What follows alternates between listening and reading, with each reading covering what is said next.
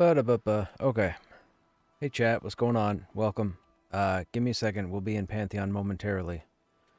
I am just trying... I'm a little late to the start of the stream because I was trying to get out of a dungeon that was much larger than I thought it was. And now... Okay, that's there, that's there. And now I'm trying to sort out inventory and find a house. Now I think there's a quest for a house in Anvil. I think that's where I saw the NPC. Question is, where was it?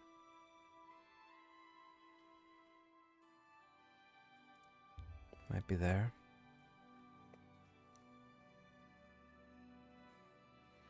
Hope you guys are doing well.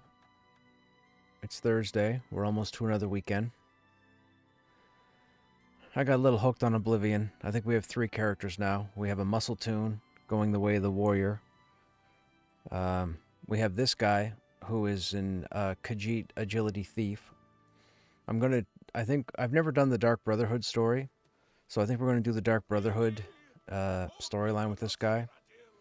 And then I want to start a mage, but I've never played a mage in Elder Scrolls games, so I don't know how well that's going to play out. But anyhow, that's neither here nor there. Oh, this is the Crazy Prophet. Hang on a second. I'm supposed to talk to this guy, I think. Once there were 8 divines. Nope, I guess not. May the 8 and 1 guide your steps. Who am I looking for here? I'll know the name when I see it.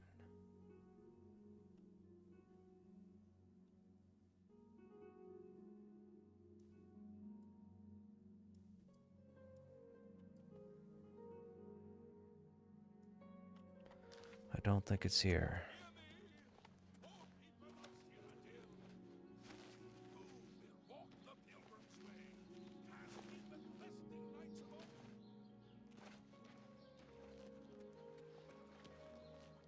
Is that Nirnroot? It is.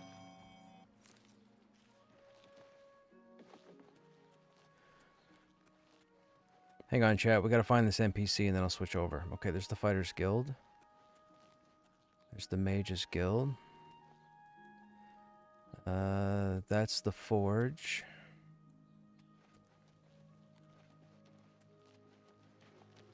We gotta make sure we uncover the map to get everybody's houses. Hi there.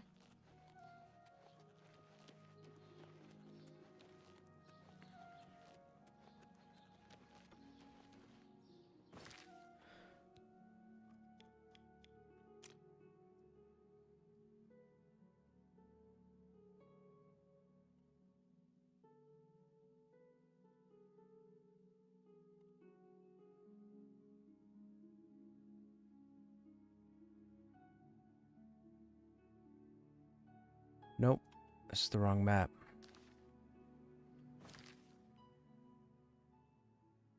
Main gate's where we came in.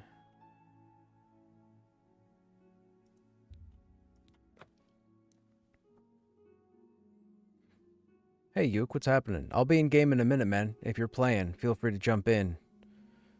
You might want to jump in disc also, because I think everybody's hanging out here at the moment. Hey, man, what's going on?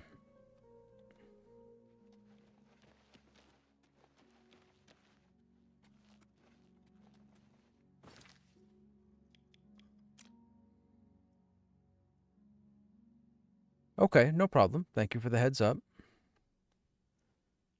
You got about 45 minutes till you're home? Okay. Wasn't this the same map I was just looking at?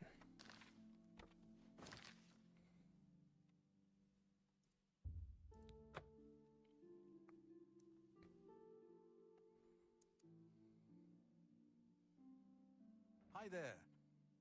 Hello. Okay, it might be here.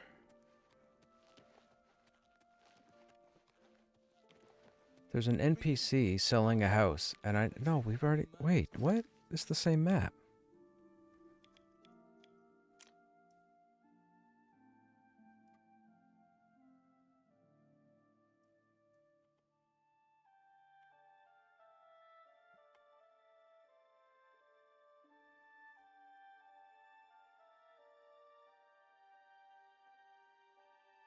It's not Silgor. Was it Panaris? I don't think it was Panaris. It might have been Panaris. Let me take a... Oops. Let me take a run in here for a second. Oh, shoot. Can't get in there. What time of day is it? 3 in the afternoon. We can't get in? I don't know you. You don't know me. It's a big town. We were all talking about the Emperor. Good day. Dude, there's somebody here that offers a house. How would you like to get my husband Gogan out of hot water? Sure. Believe me, he'll need all the help he can get to worm his way out of this one. Gang scheme. I'm sorry. Oh, is this the female gang? The women in the gang. Oh, yeah, the sip okay. take for That's a pain in the ass. I don't know how we're I going to do that like fight it. on this guy. When Gogan, he was the ring. Can you help? Thank you. All I can tell, Gogan, Azan at the flowing bowl attracts the worst. You don't They help. only Okay, have you know what? Never mind. Never mind. Never mind. We'll save and we'll switch over. Always be on your guard. All right, give me a second here, stream. We'll get switched over.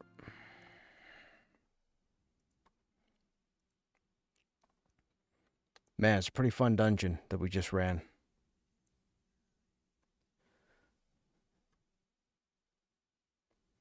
Okay, we need... Where's Pantheon? Right there.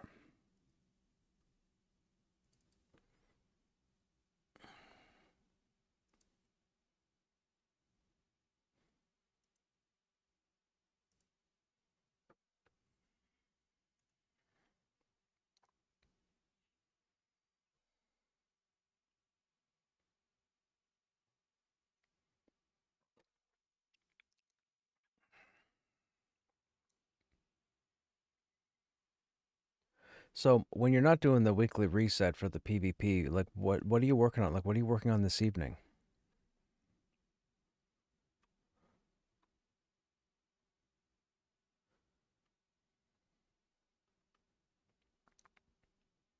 Okay, but not really working on anything until Fridays, when the reset happens.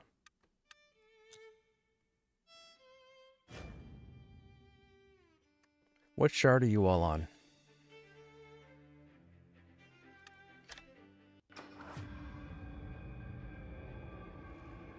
Okay, gotcha.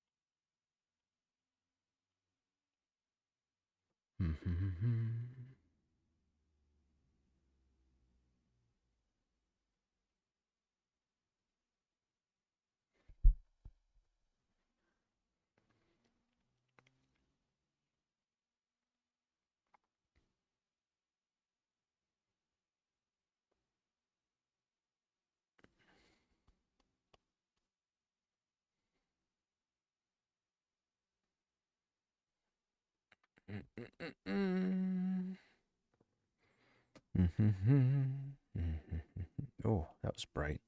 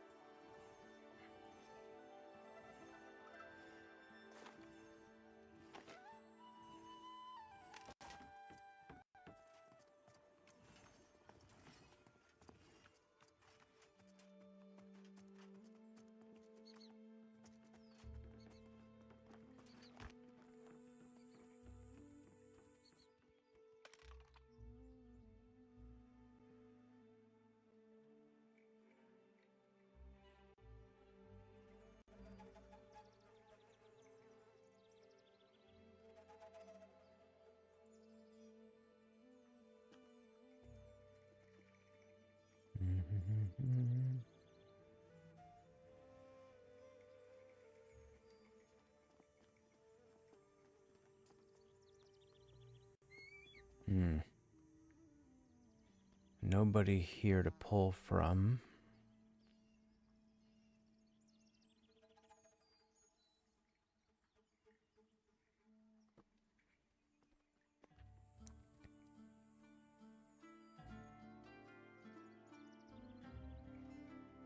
What game is that?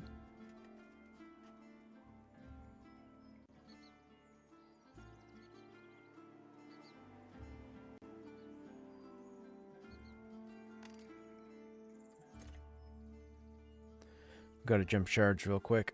I gotta do some player shopping.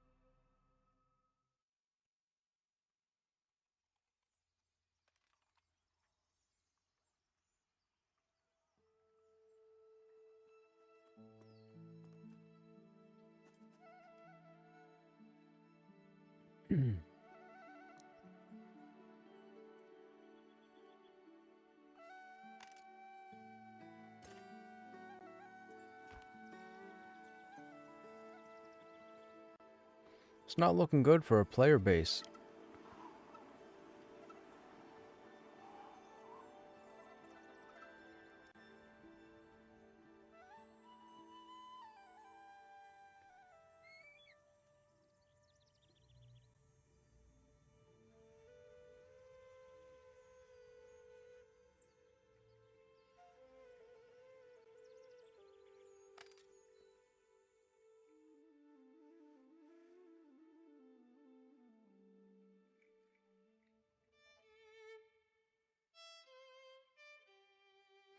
Well, tomorrow's supposed to be heavy rain. That's not cool.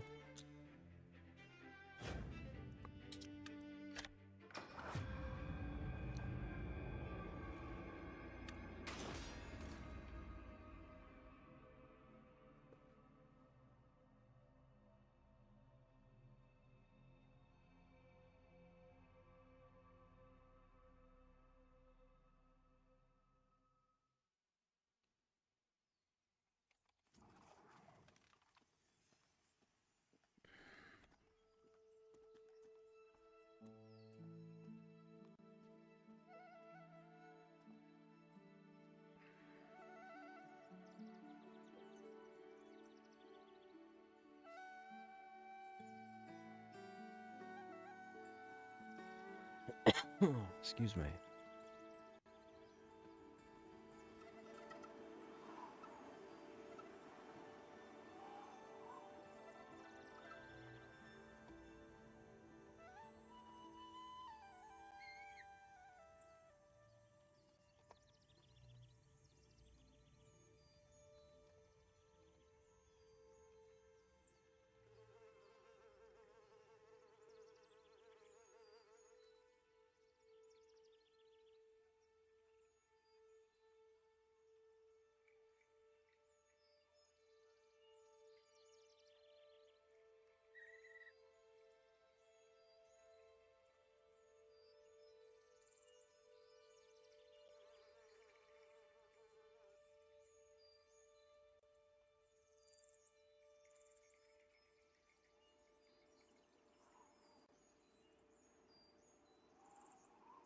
Hmm.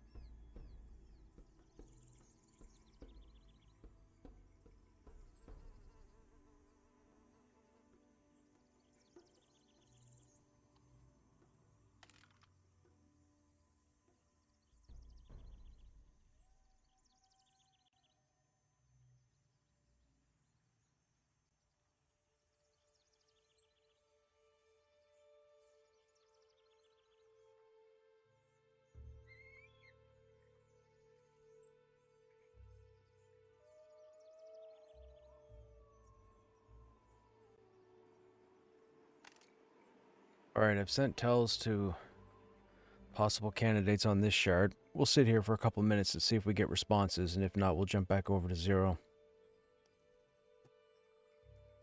The population looks standard, as it has been all week, but as far as the LFG options, very small.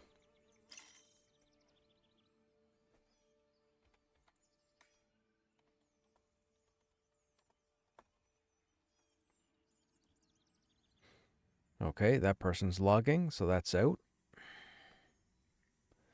Waiting for 2 more responses.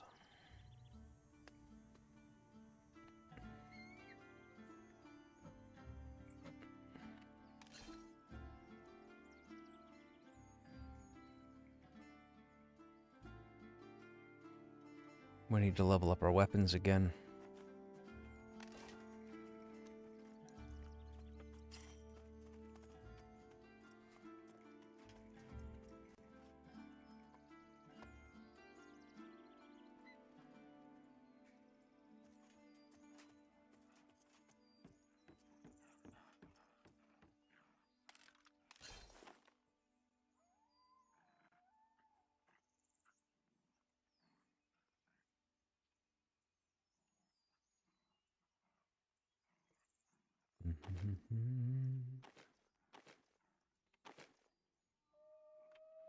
Where are all my weapons? Oh, I sold them all. Which means all the weapons are on Krushnek now. We'll have to make a weapon. Wait, Oath of the Valiant. That's heavy crushing, right? What do we have? We have a heavy crushing on us right now. We have a great blade on us right now. We have axe on it right now. We have great axe. Okay. We have hammer.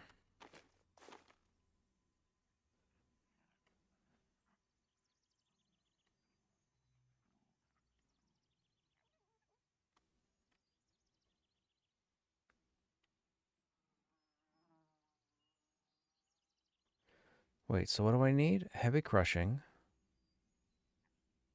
Great blade. Axe. Sword. What happened to the sword? Didn't I have a sword? Oh, I sold the sword.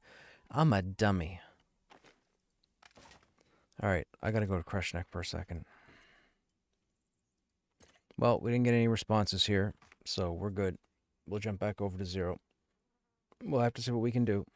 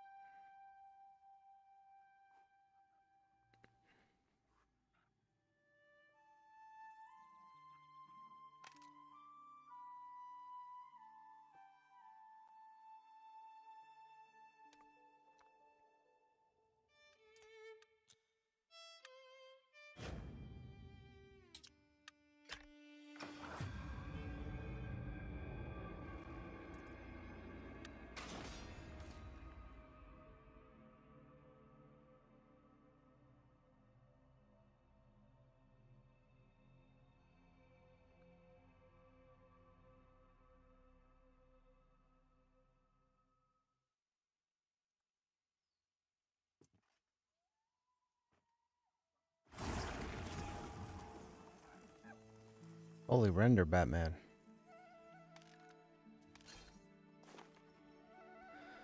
Okay, what do we have for swords for a paladin? 7, 1 strength, 1 agility.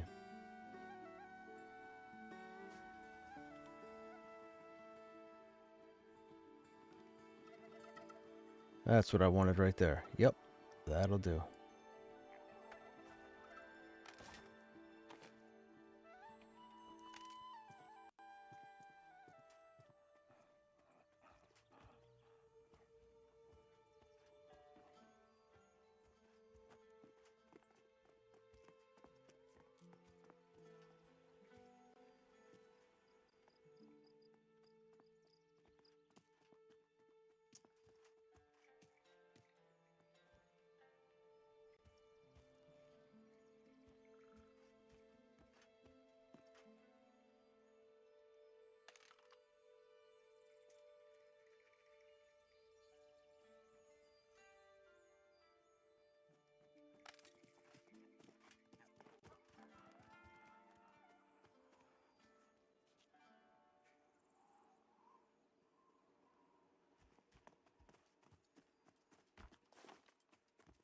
Hey, Pee-wee, I'm gonna trade a sword to you for a second so that you can trade it over to Lancelot.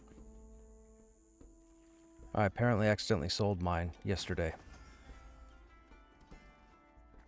I was going through looking for all my weapon types, and I was clearing out my inventory, and I sold a bunch of stuff on Lancelot to make room, and I didn't realize I sold the sword I was using.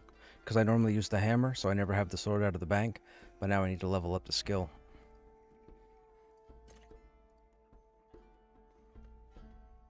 Okay, hint.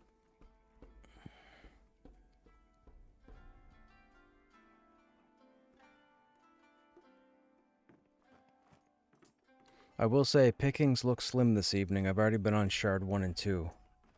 No bites over there. No bites here either when I first logged in, so we'll have to play it by ear.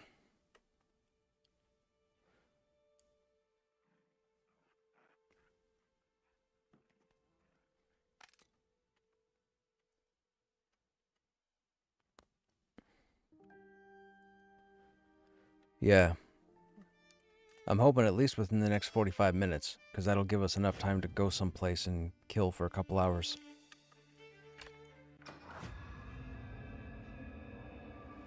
I know Dio is on his way home. He's not there yet, though. I think he's going to be like another half hour. So there's me, you, Shy, and Dio right now. I didn't realize it looks like Papa Heel changed guilds. He must have joined that other streamers guild. Yeah.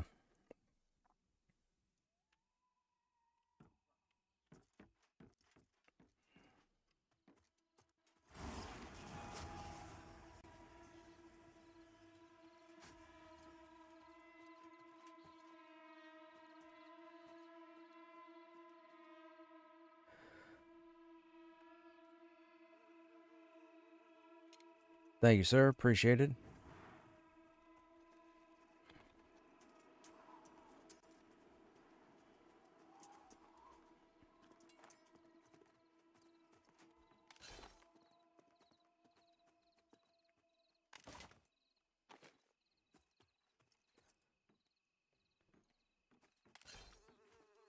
I spoke to Val as well. Not very long. It was only briefly. He wasn't in a cool situation to play the game for the time being, so I think he's gone on a small break from it. I mean, with his situation, it makes sense, but he's still around. He just won't be in here, at least for the near future.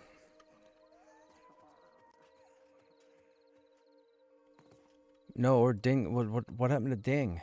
I haven't seen Ding either. Or am I confusing tunes? Is Ding no longer playing? Dingbat?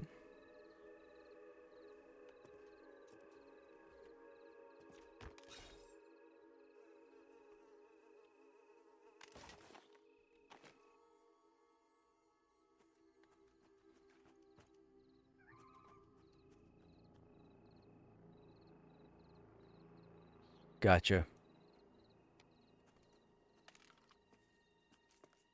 Okay, we're gonna keep looking, chat.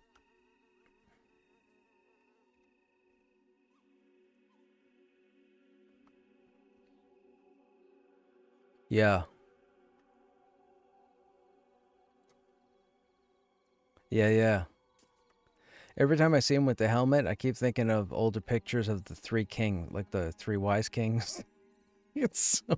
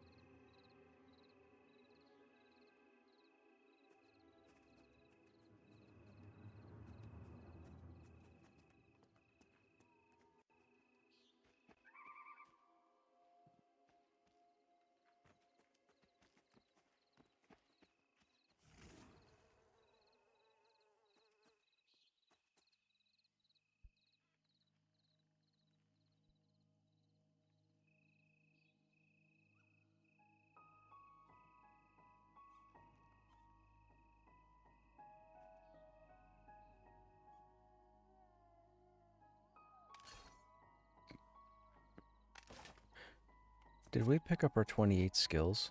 We did, right?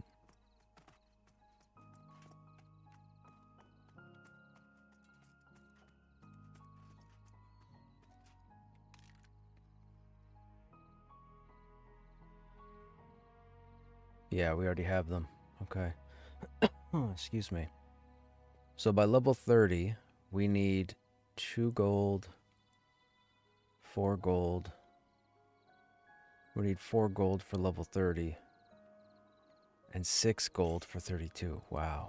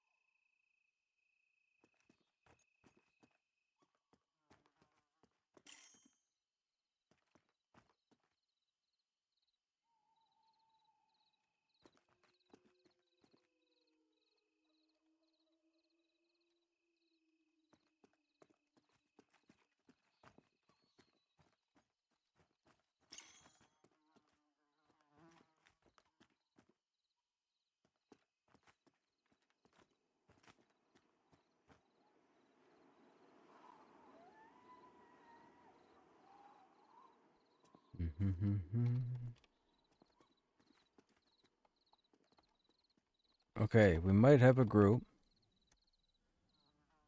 including Yuke.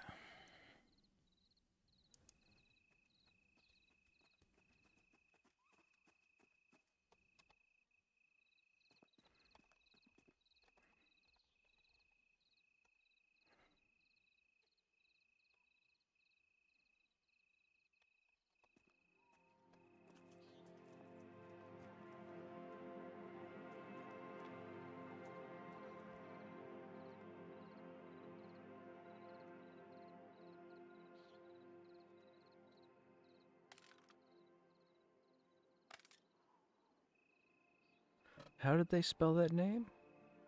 Yeah, that's the right name.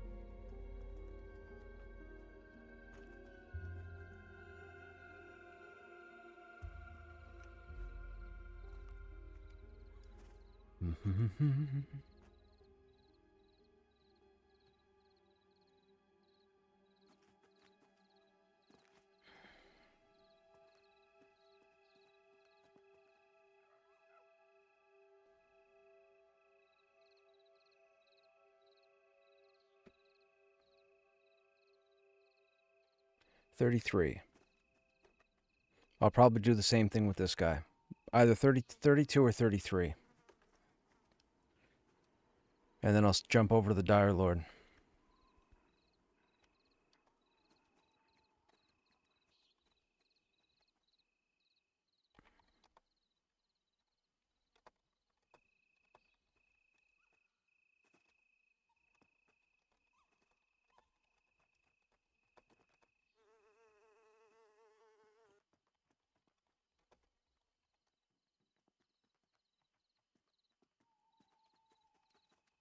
Okay, I don't know what this... There we go. Just rendered.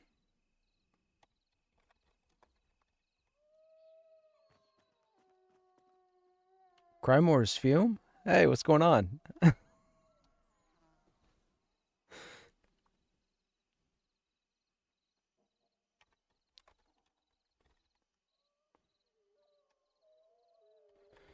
They are not in zone.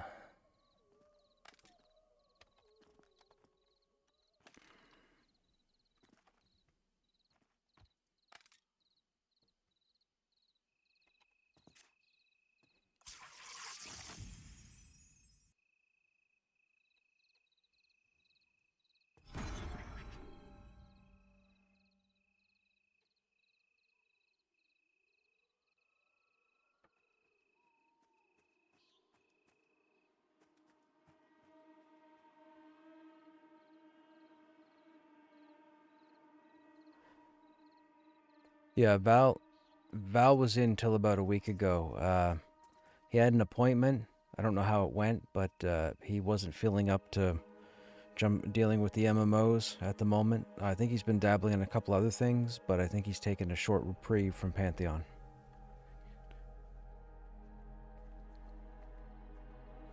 Yeah. I can't begin to imagine, but I mean, you know, if he feels he needs a vacation, by all means, take it.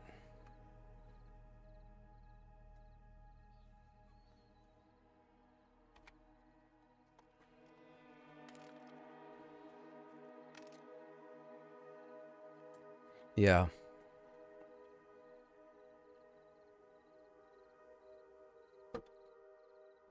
You and me both.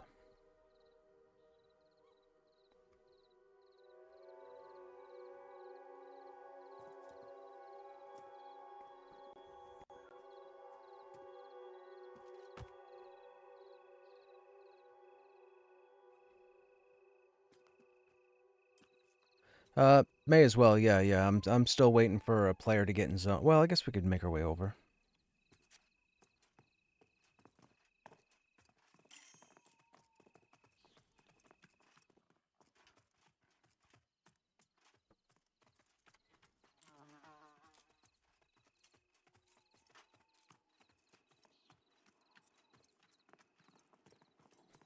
Don Lemon.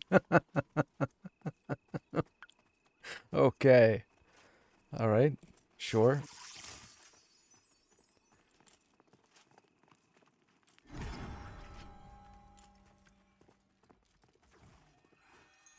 We'll have Dio joining us shortly. Probably 20 minutes. Just Hangor. We'll go to the mid ramp and make our way up towards Campfire 1.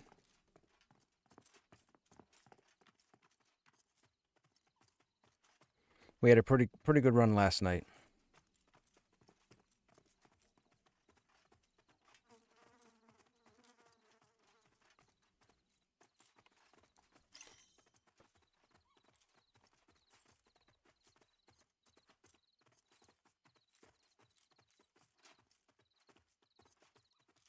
Crush has. I haven't done him on Lancelot.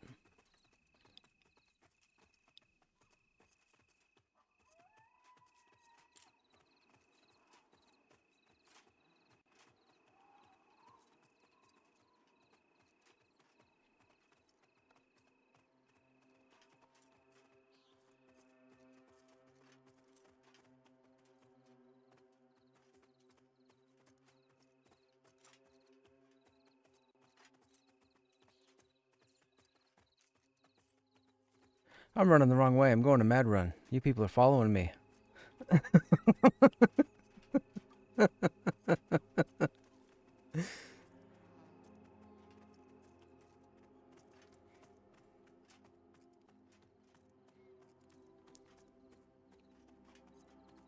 Man, you guys are supposed to pay attention.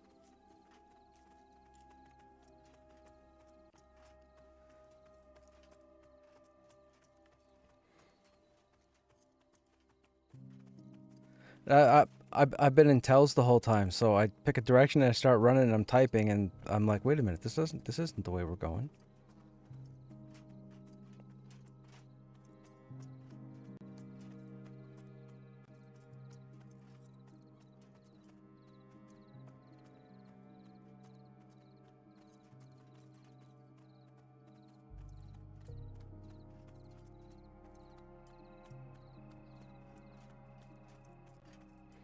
Maybe I need a vacation.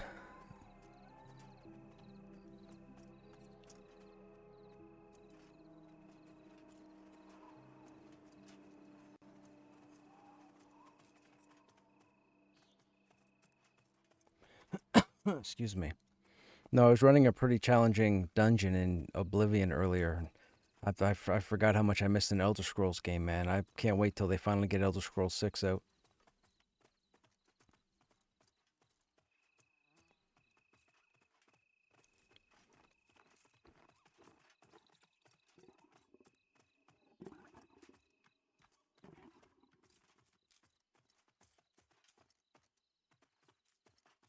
Yep.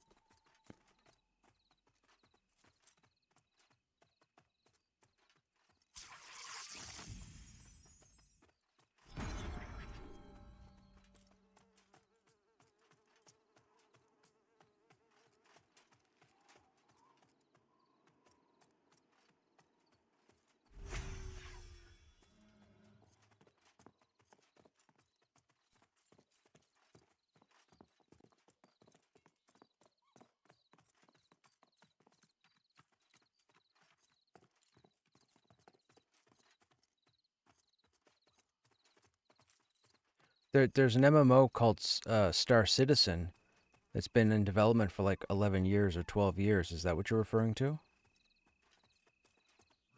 Hmm.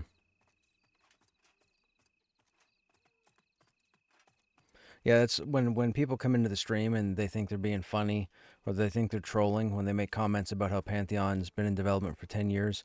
I just look at them and say Star Citizen. Like Star Citizen has had 1,000 people working on it, probably 5,000 people playing the game. It's made almost $1 trillion, and it's still not out. So, you know.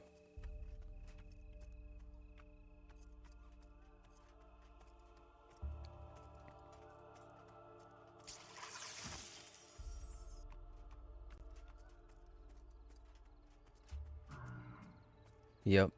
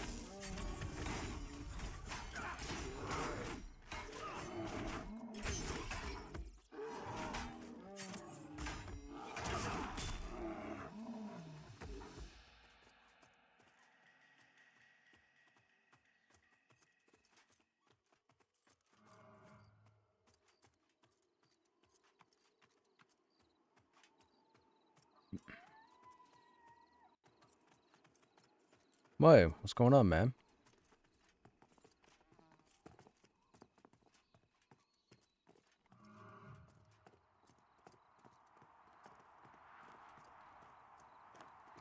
Hey, you jumping in game, Dio?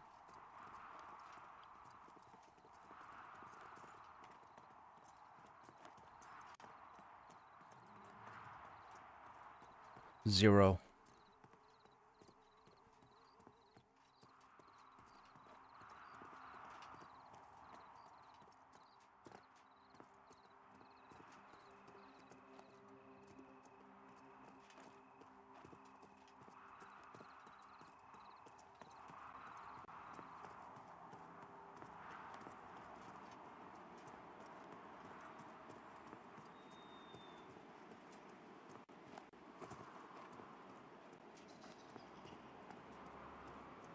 Okay, we're on our way.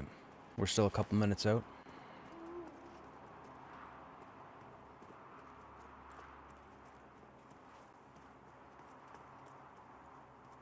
What's going on, Cram? What have you been up to?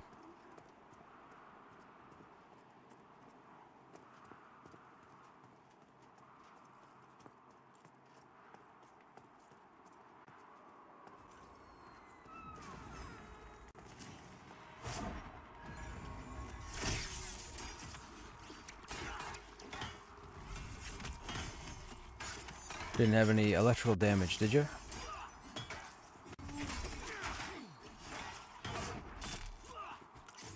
Really? Wow.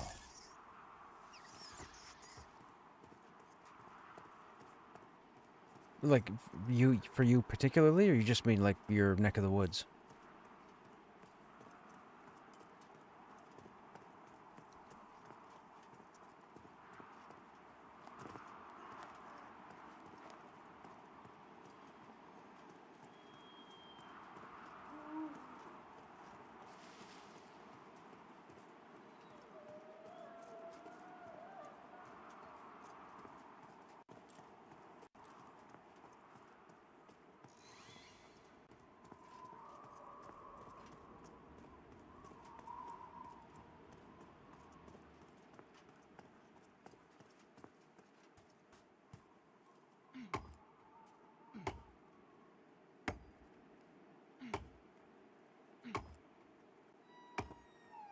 You're in game?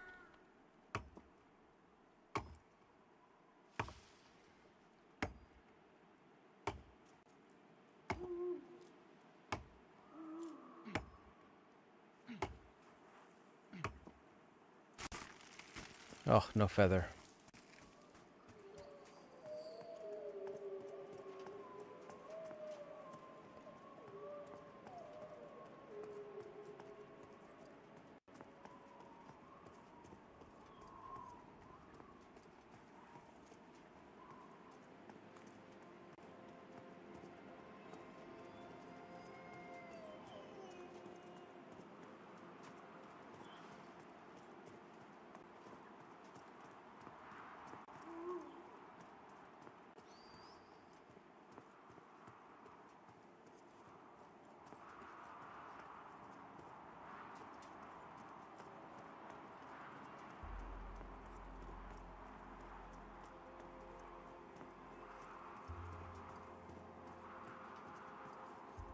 Actually, to start pulling, we're running myself, Pee-wee the Dire Lord, a cleric, a necro, a rogue, and an enchanter.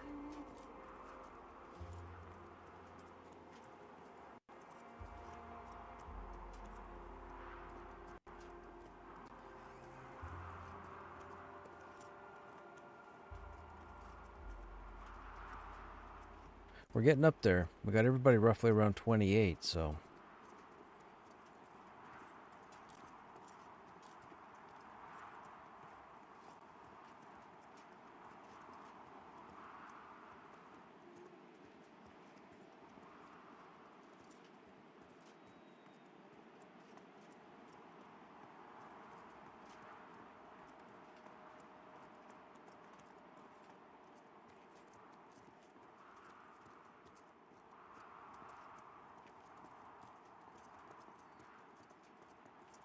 If you start running dust, man, you'll catch up to us.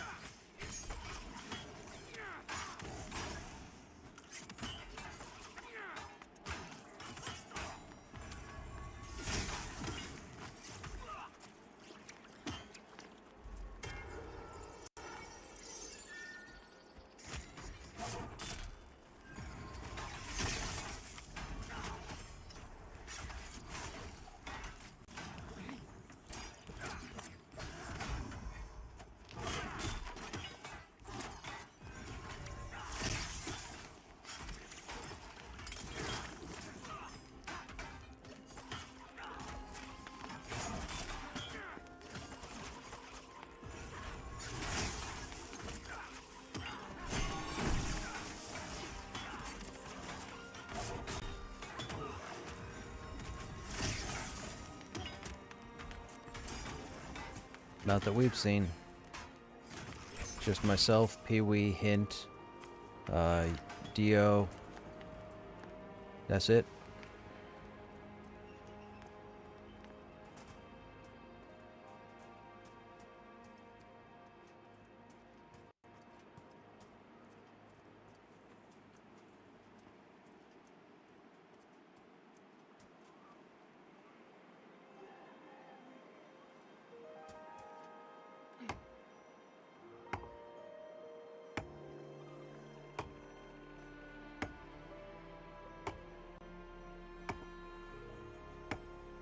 People should just roll alts.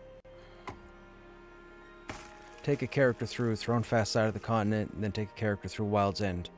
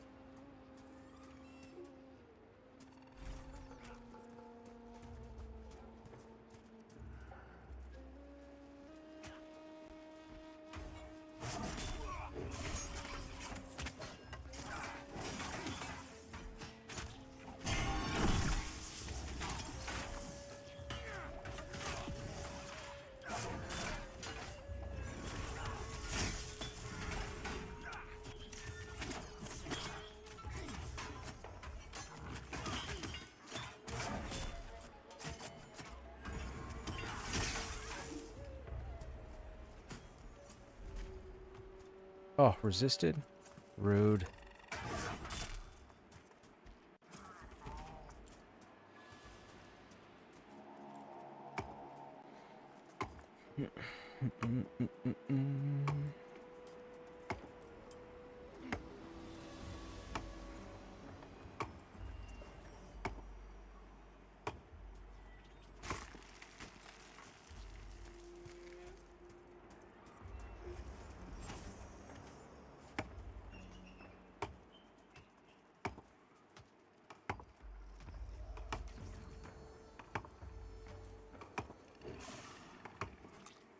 Uh-oh, there's a spider on shot.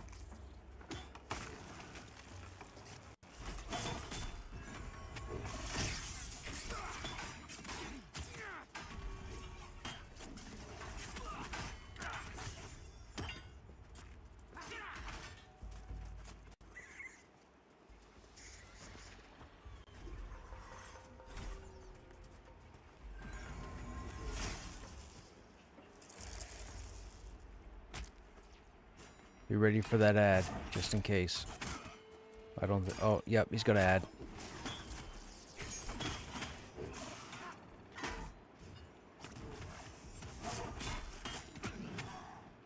The scout's gonna add.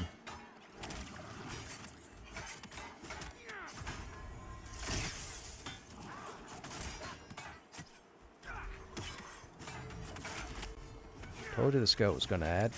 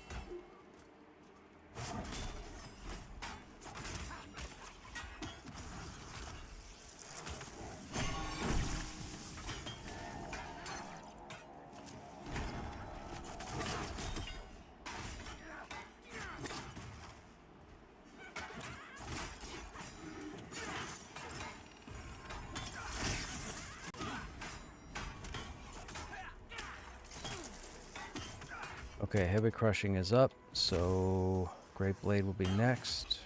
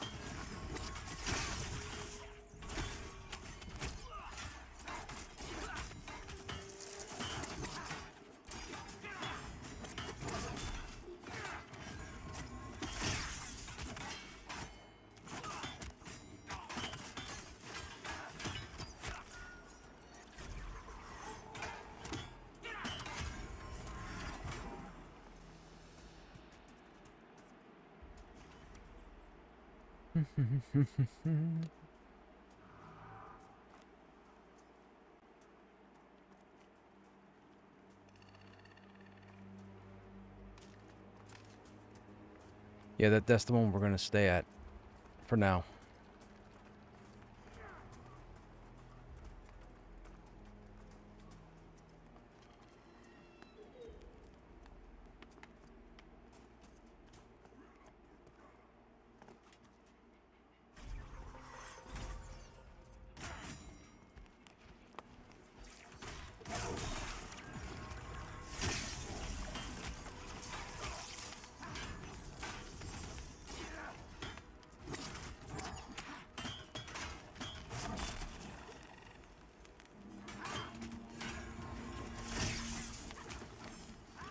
We got two roamers coming down each side. Uke.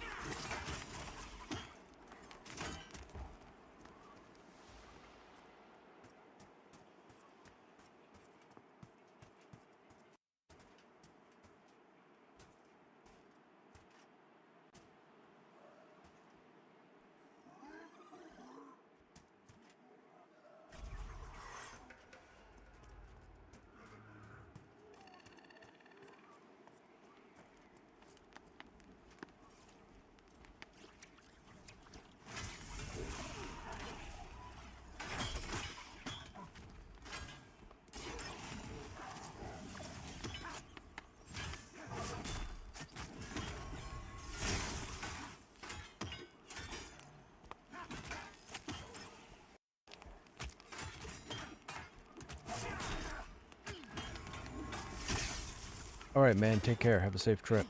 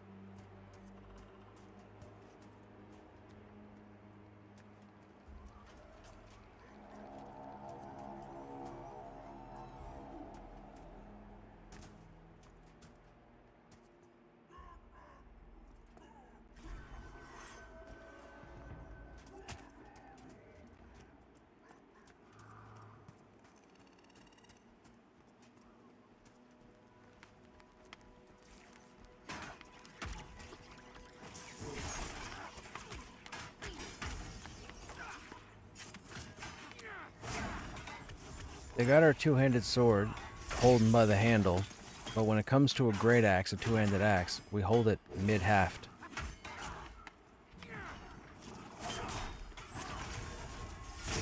You grab an axe that big and try and swing it mid-haft.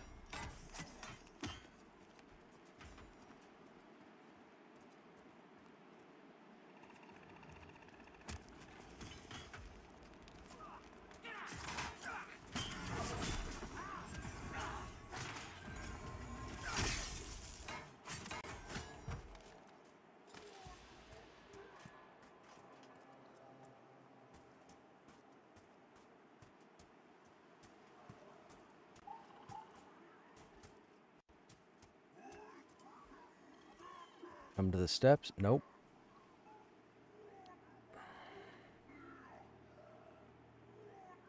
Nope. It's 3 short. What about in here?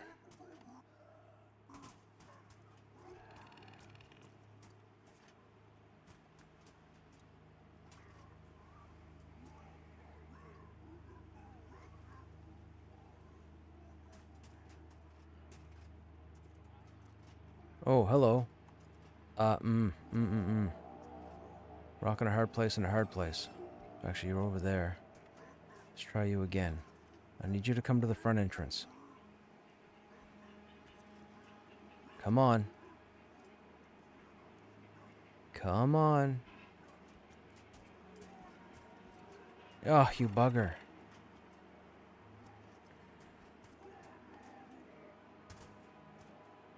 Can I pull you?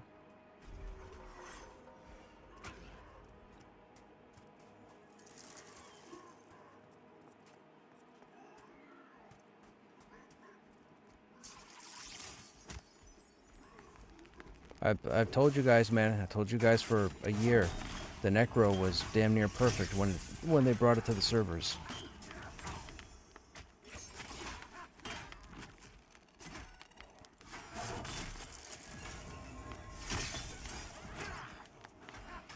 If you play smart with everybody in the group, you don't need it to be as good as the enchanters. Not you particularly, I'm just saying, if you got a tank that knows how to tank, if you got a puller that knows how to pull, you don't need a DEFCON 5 setup.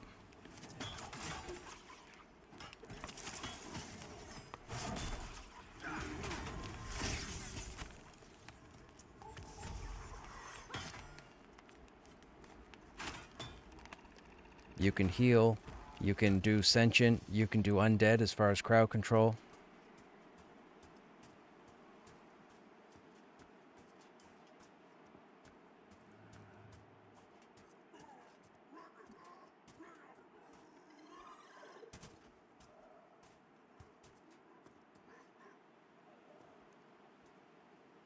Come on, you can go to the stairs. If you go to the stairs, we win. Keep going, keep going, keep going. Ah, you bugger. Oh, hello. You started patrolling early. You trying to sneak up on me?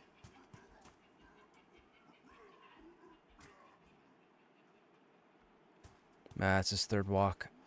He's not close enough. Try this guy again. One of these guys is coming. I just don't want to pull the whole hut. I can't see what the traits are. Oh, I guess I could probably... Let me see. You are armored. You are spell resistant. You're regular. Okay, so... That's a bone breaker. Okay, I'm going to pull. I may get 3. We're going to be on the bone breaker. So you're going to try and mez the scout and the primalist.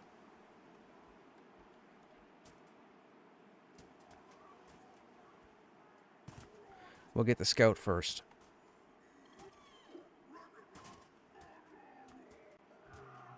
Come on, scout. I need you to walk.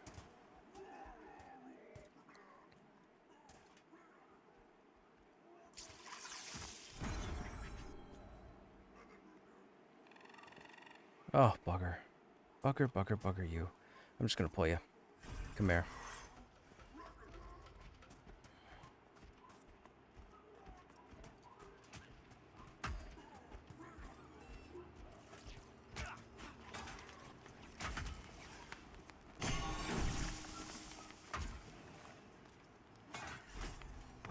Change of plans. Bonebreaker first.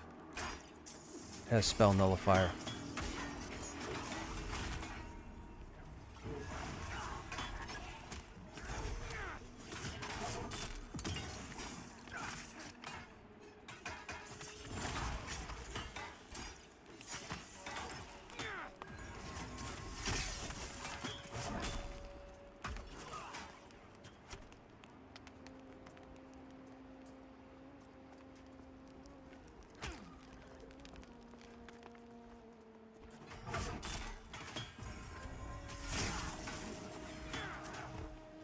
Okay, let's take the scout next.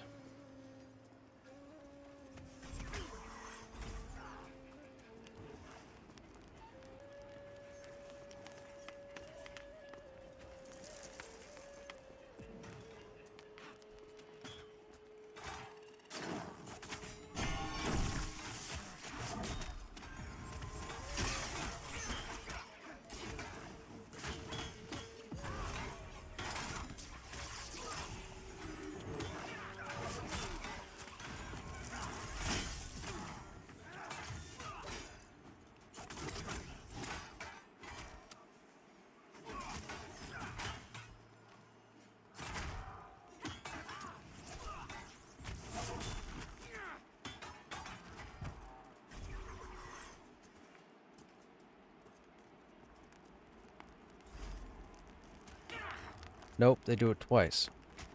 There's one at low level as well, or low health as well.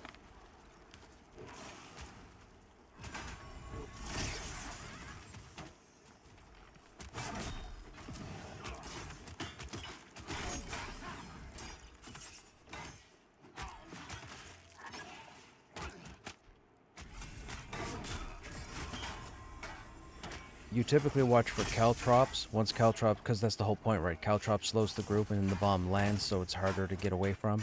But you typically watch for caltrops. The first one, the bomb usually goes off on the pull. The second one, I'd say around 40%, anywhere from 40 to 10%, I'd say. And by then, as long as you have a solid group, the mob should be dead.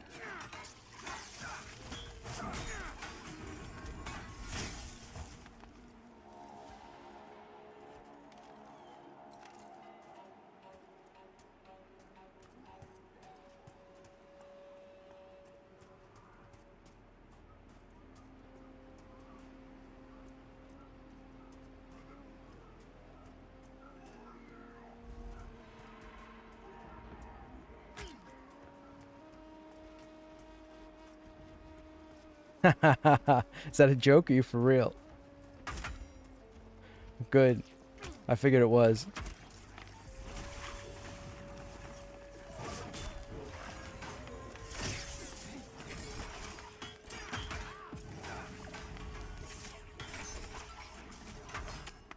Hey Vec, what's happening? How you doing?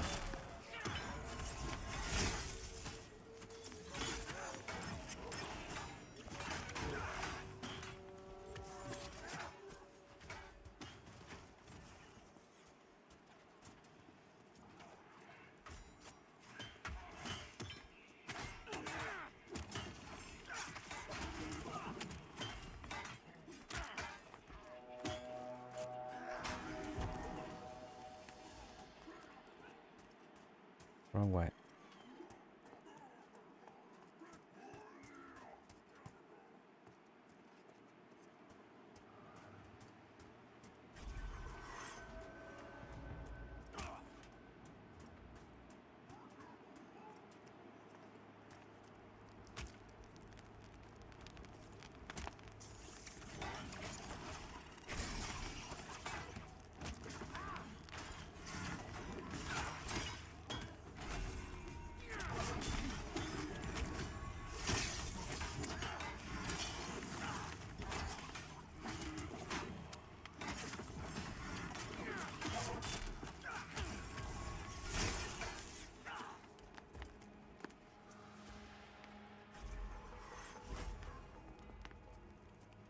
Oh, excuse me.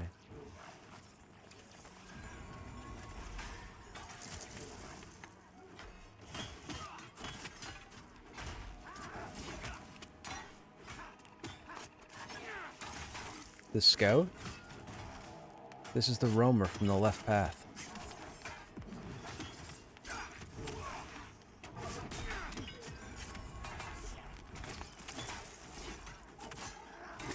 The roamer from the right path will spawn in a minute.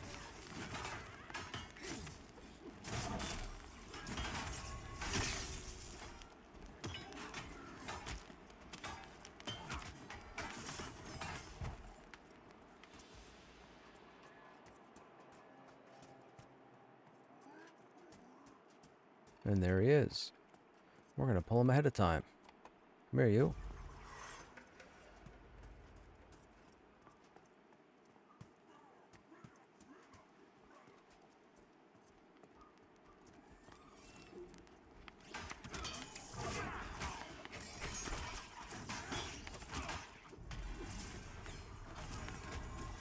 We're never frost? Yes.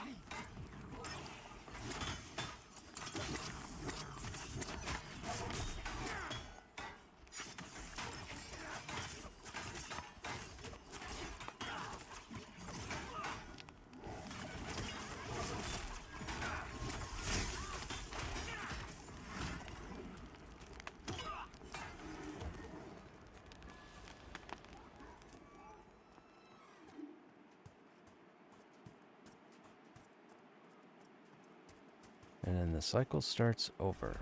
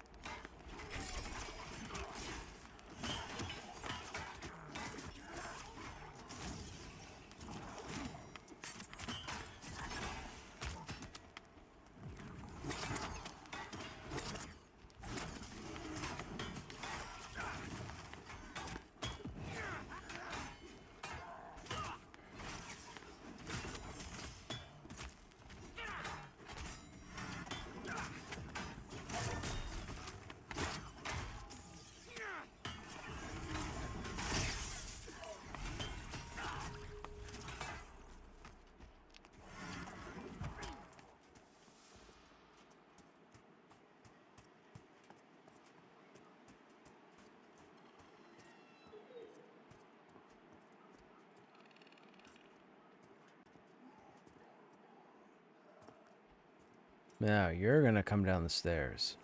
Or I'm just gonna aggro that guy. Whoops.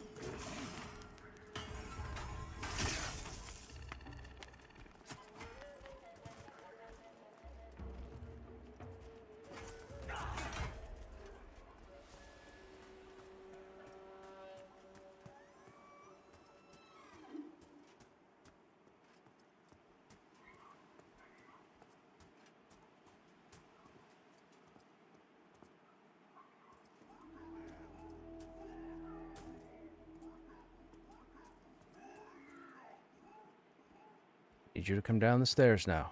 Come down the stairs. You got one more stroll. Come down the stair. Ah, I forget.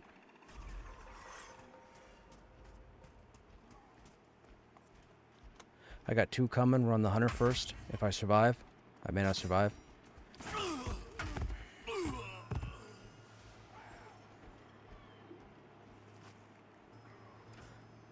Oy vey.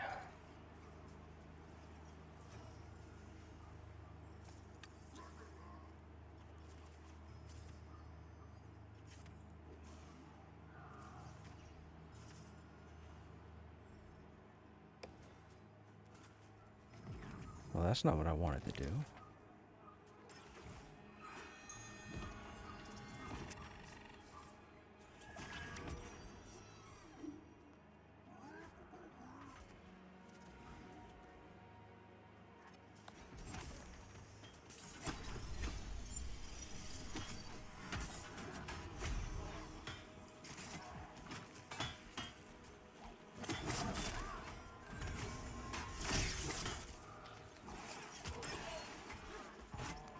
Did you get Relentless Pursuited?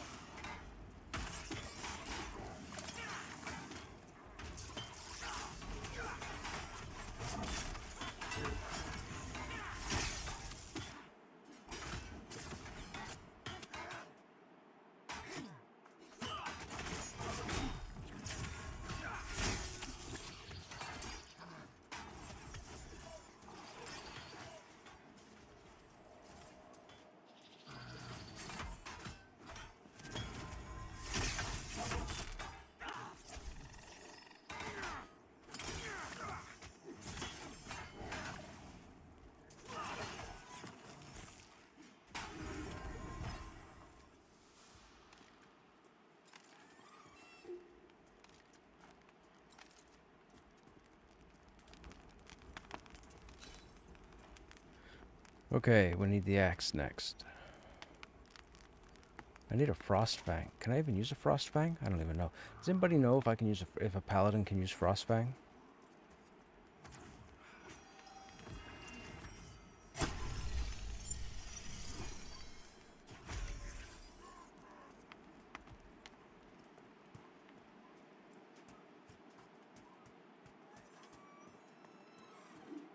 No, Frostfang is an axe.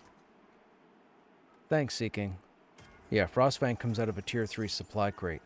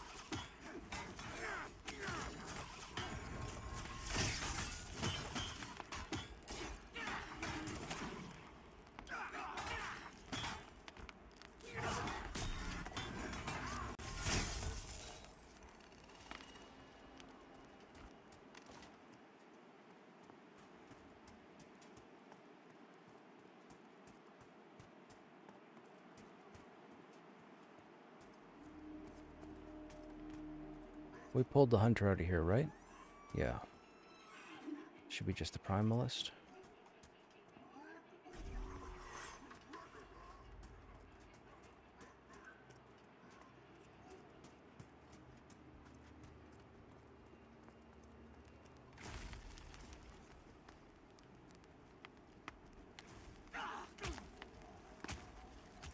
Nope.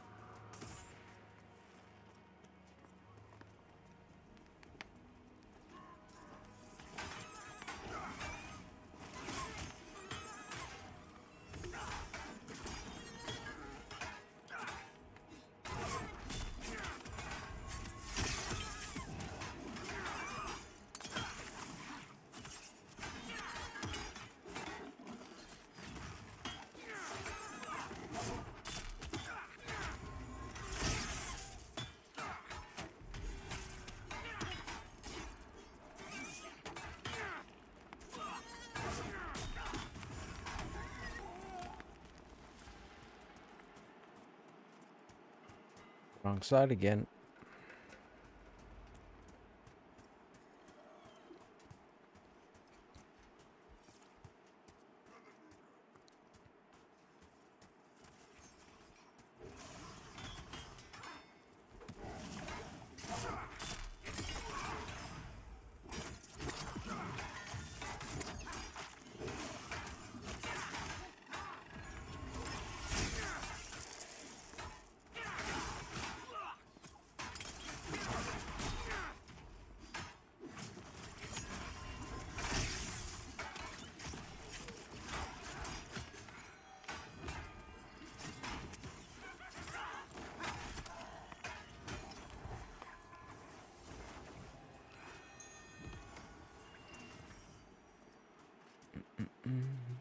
Hey, Kush, what's happening? 60% through 30. Dude, it's almost time for you to pick a new tune. Don't you start out leveling content. Wait for that dungeon.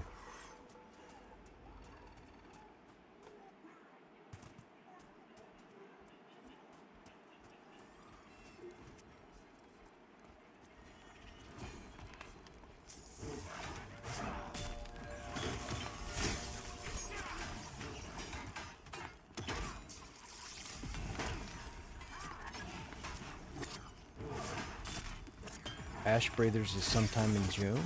Interesting.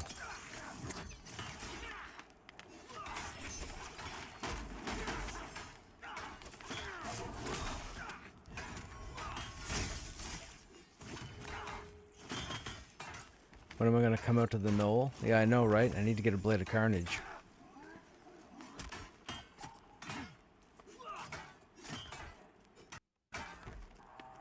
Actually, can Paladins use the Blade of Carnage? There's a number of weapons Paladins can't use. I mean, I would think it's a sword, so I would think it could. Oh, nope, the whole hut spawned at one time? Yeah, it did. That's a nuisance. And it's a hunter.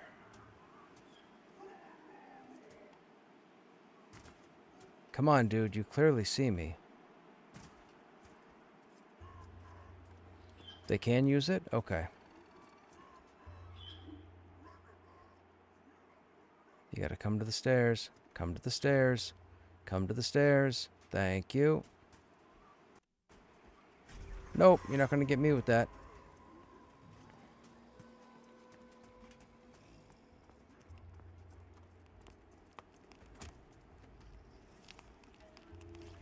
That's a good pull.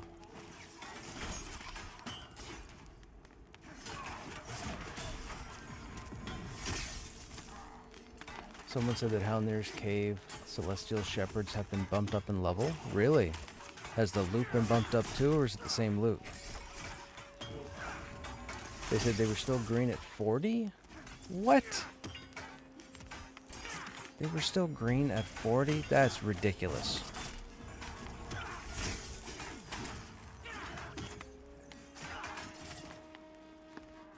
I don't know if it's Rotfist's spawn or not. We haven't seen them the last 2 nights. So I don't know offhand.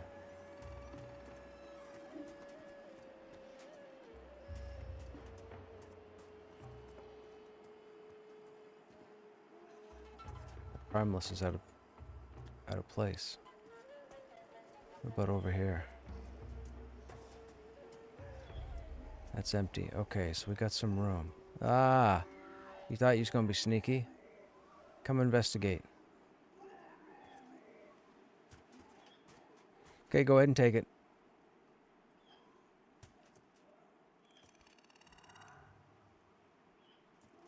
Primeless is iron-willed. You know what we could do? Can we? I don't know if we can do that. Can I target through here? No, I can't. If I target... Oh, you're walking. Hello. I didn't know I could get you to investigate. Oh, come down the stairs, come down the stairs, come down the stairs. Oh, genius. I got to pull, I got to pull. Alright, I'm bringing one for you to Mez.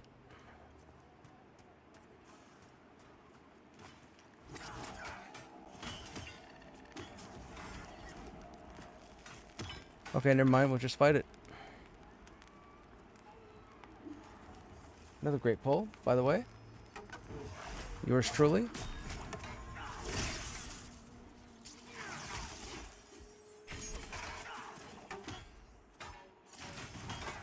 It's in the big building to the... Yeah, that's... I thought Rawfist was further up.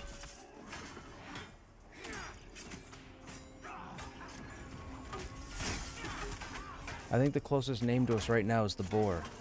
The Boar's up there.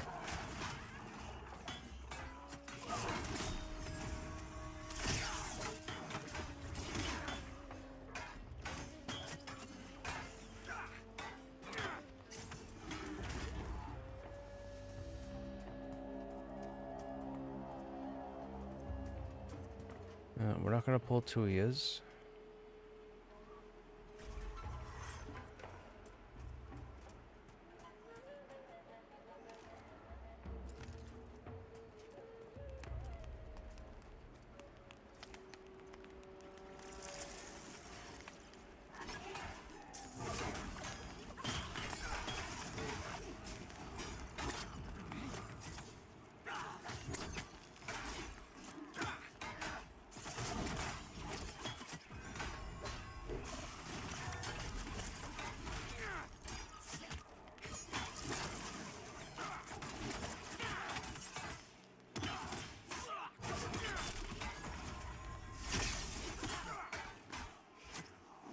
That's wild that the golems can take you up to 40.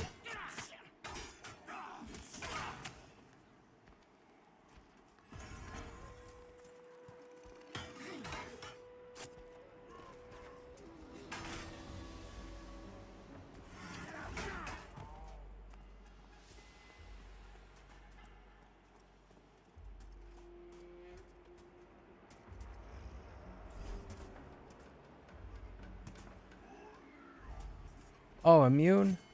Whoops. That sucked. Immune the knockdown. Ah. We got back in time. That's all that matters.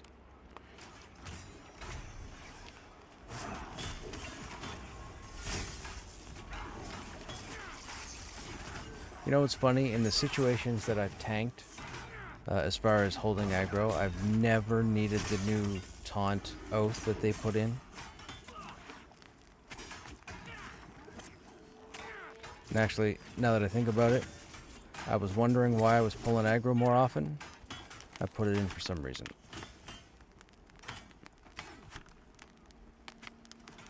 We gotta get rid of that.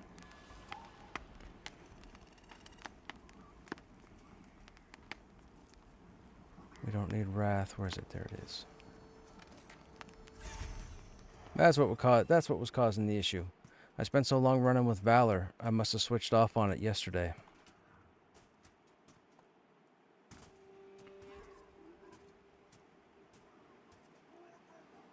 What's that other one? Oh, we'll pull 2.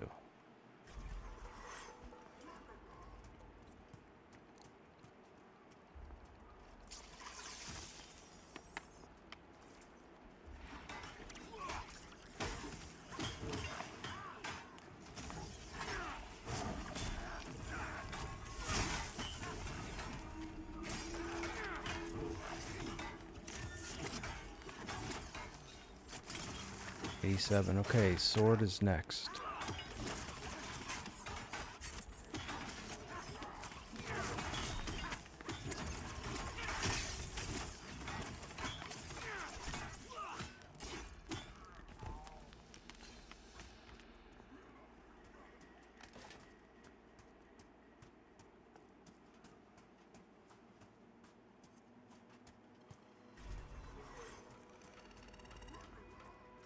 You've never used Yelp? Yeah, I don't know how I'm going to take to Krushnek when I finally get him off the bench, since they've made those changes with the warrior.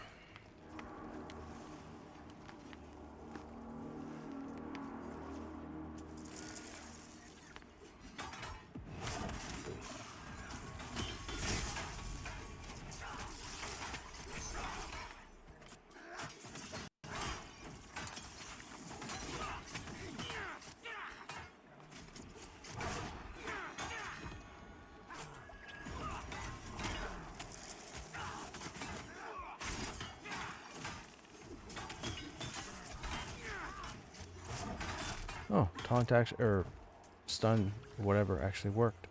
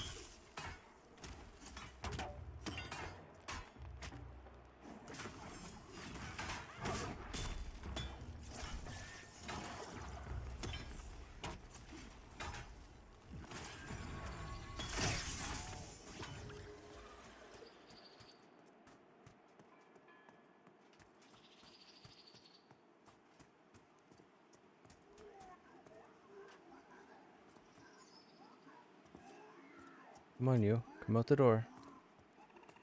You got a friend? You don't have a friend.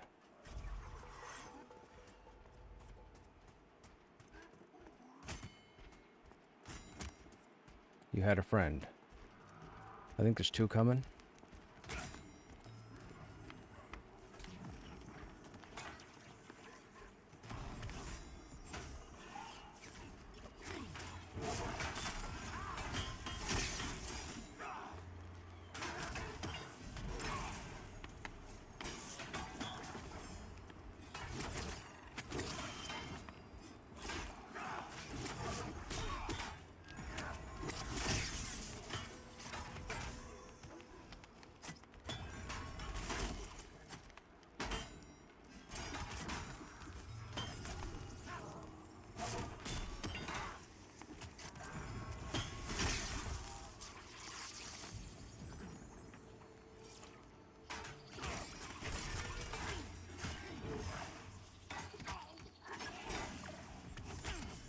What do you want me for?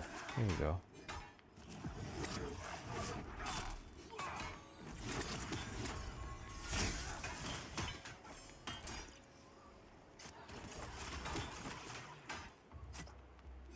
That's a good chop right there. Almost 70 damage.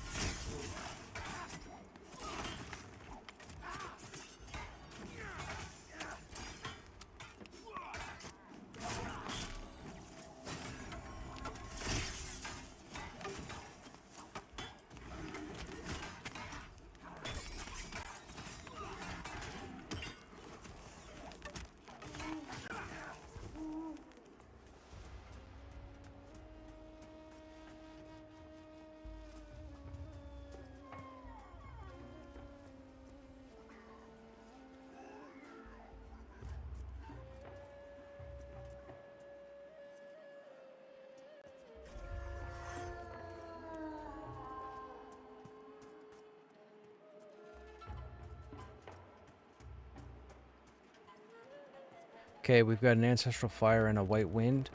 If ancestral fire goes off, white wind needs to be interrupted. White wind should be the priority anyhow.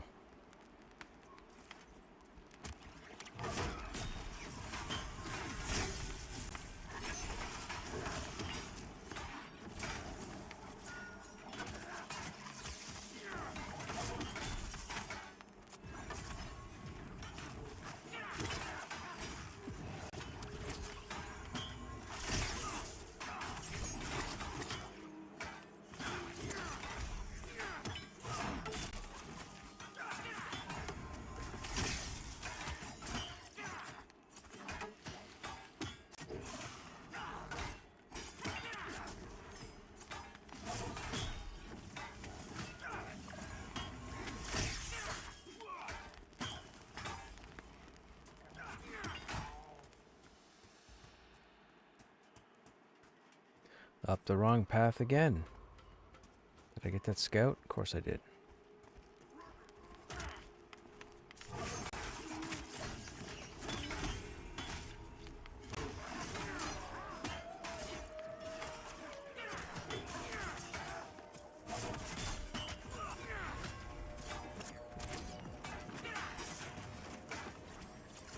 That's the Rotfist path up that way.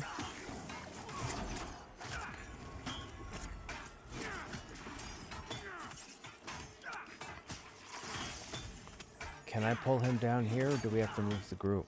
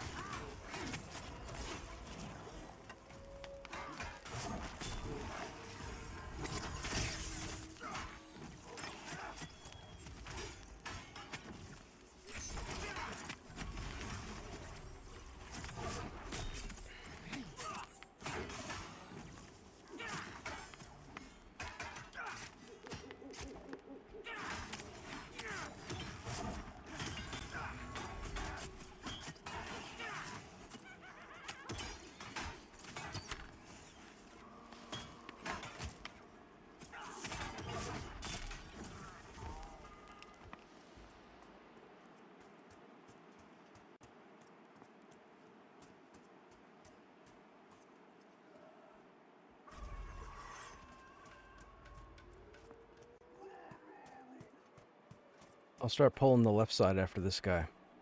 We'll see. We'll see if we can find him.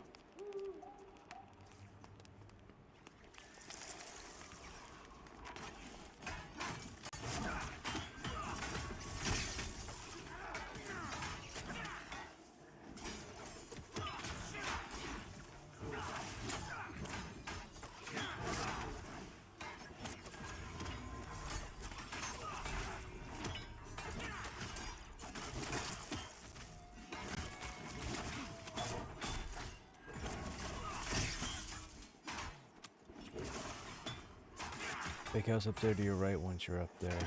You just pull from, okay.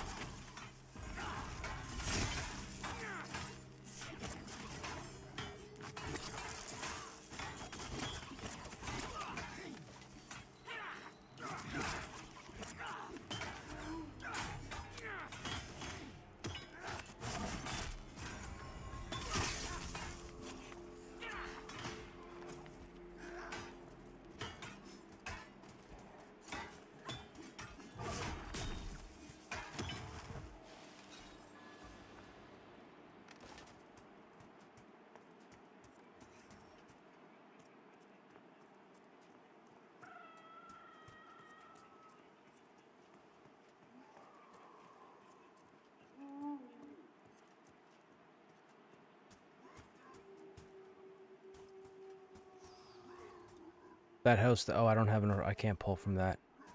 We have to move the group.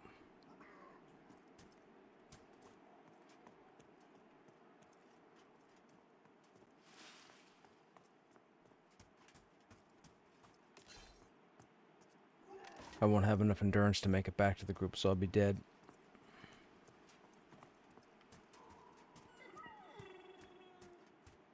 You're playing Palia on your other monitor? No joke, it relaxes me. Isn't that supposed to be a relaxing game?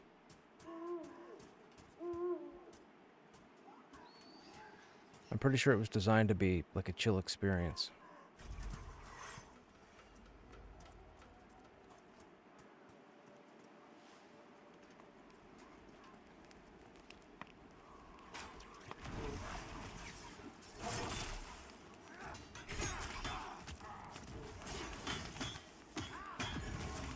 I'll tell you, a game that's not a chill experience, Oblivion. The remaster, man, I forgot. I forgot how tricky that place can be if you don't have the right build, if you don't play the one semi-tanky type class. I'm trying to be the Khajiit thief at the moment. And when you get into a dungeon and you have to go up against a skeletal hero, that's a problem.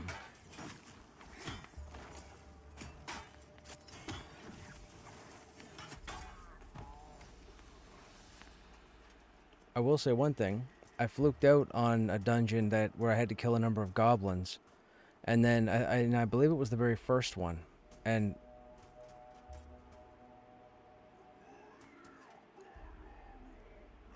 I've only done it tonight because I got 4 levels ahead, so I was just getting my weapon skills up. I'm hammer all the time.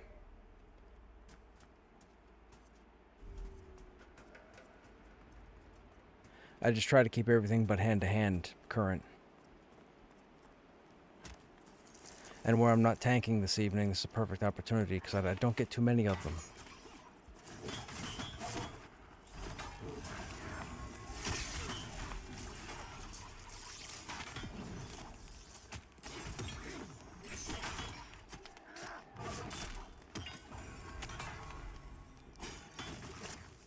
Just, you never know what items you may come across, so I want to make sure if I pick something up, I'm not going to be missing with it.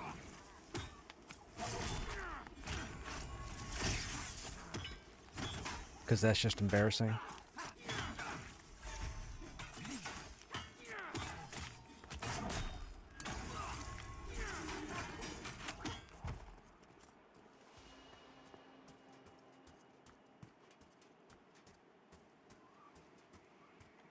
Yeah, that's with the whole rework they did. I mean, it is cool how they set up the paladin, but where there's nothing emphasizing the shield. It was interesting because my understanding like a year ago was that the paladin was going to see the most benefit of using a sword and board, or hammer and board, whatever, shield setup, because the warrior was supposed to be the weapons master and the dire lord is limited to the dual wield and the two-hand. But they made the warrior more of a tactician with the shield, so I don't know why they didn't give the paladin some form of shield ability, even against undead, like maybe some kind of shield bash or rebuke or something. I don't know.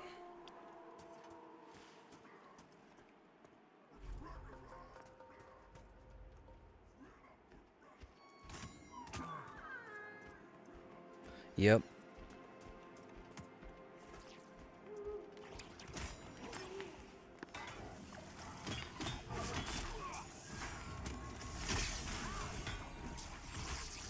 Like, based on their racials, and I'm pretty positive about this, but I believe a human paladin was going to eke out all other tanks as far as shield use, because humans get I think it's a +10 to shield, so it's +10 above the normal value, but that's only for humans. So you roll a human paladin, you're set, but it doesn't look that way. Hey, Salted. Didn't drop a say more work is still to come in the paladin? Not that I've seen. I mean, maybe he did say it. Maybe it's mentioned on Discord. But from what I read, yeah, Sightweaver, that's the seer. That's the dude that spawns in front of the North Tusk, the actual Tusk.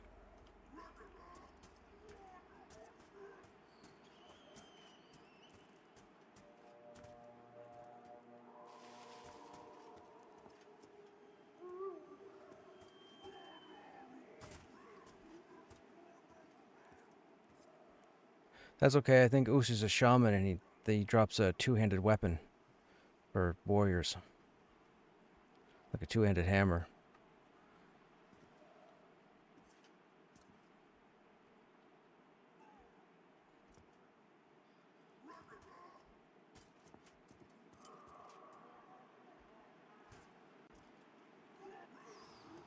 Come on, man. Come to the steps. Come to the step. There you go. There you go. You got another one in you. You got another one. Come outside. It's warm. Oh, frigate. I don't know how many I just got. 2. Oh, don't kill me. Don't kill me. Don't kill me. I need help. I need help.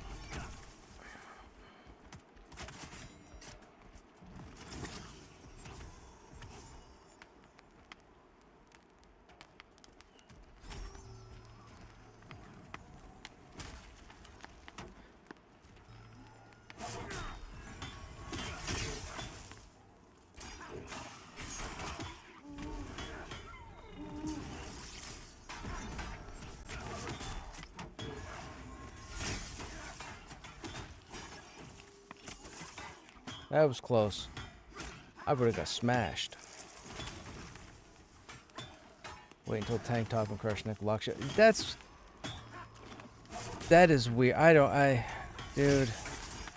I read those iconic abilities. Some of them are cool. I don't understand the warrior double shield thing. Like what? Like you're gonna have to have another tank in your group in order to be able to use the ability? Is that how it goes? That seems weird.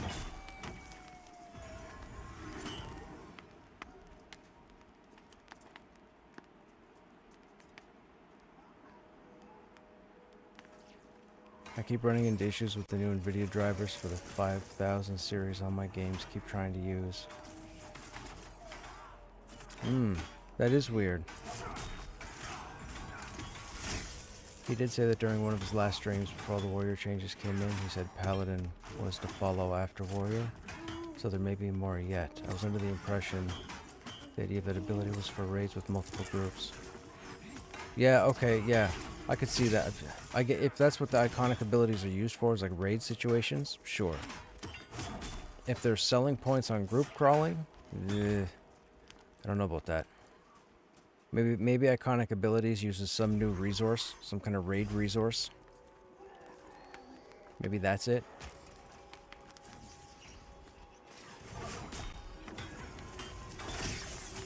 I mean, I got no problem running with multiple tanks. We do it all the time. Pee-wee's a Dire Lord and I'm a Paladin. And even if I was playing Krushnek, Pee-wee would still be playing a Dire Lord. So running multi-tanks is not a problem. I'm okay with it. But having a reliance on multiple shield users in a group, that seems like you're being cliquish, you know?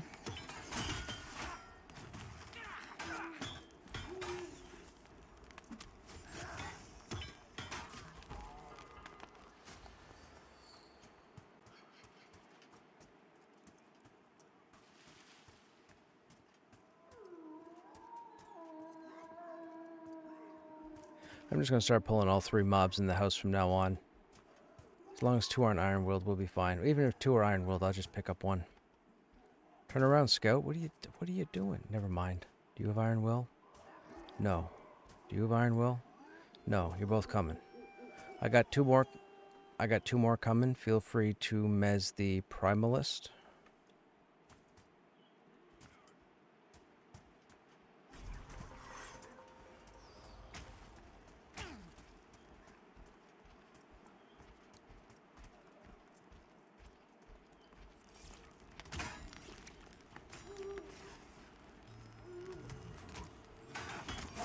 And by 2, I mean a Baker's 3. Or I guess 3 would be a Baker's Duo.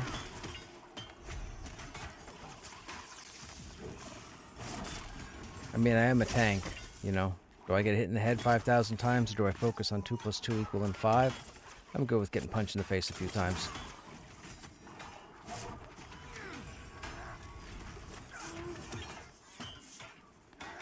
Is the EverQuest defense discipline?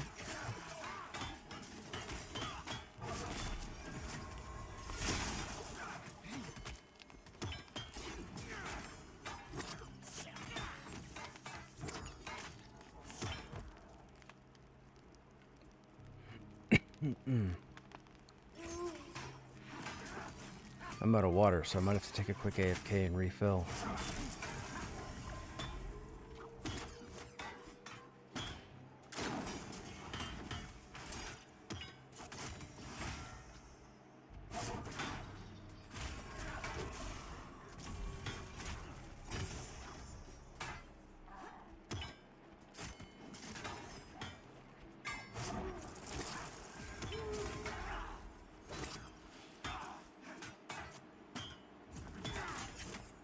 How am I missing this guy?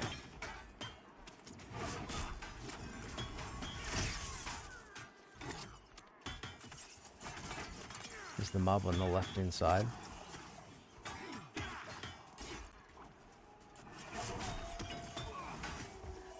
How's the it's a good question, Salted. I don't know offhand. I would say I think it's pretty busy. I don't know if they're like max population or really high population, but there is a viable population over there. I know quite a few players from these other servers are still over there. I don't really know what the benefit is for, but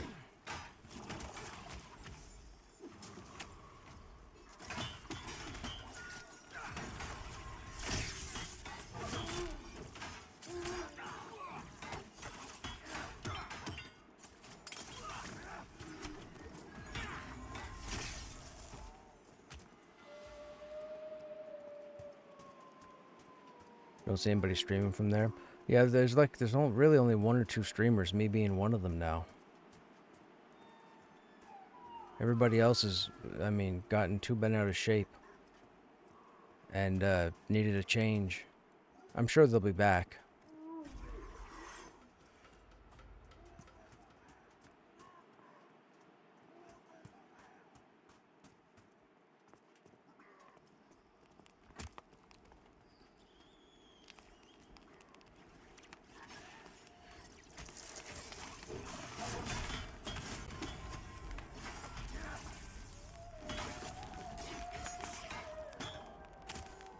I mean, if I take a break from the game, there might be an issue. I know I think there's that Oberlin streamer, I think, who streams a few nights out of the week, but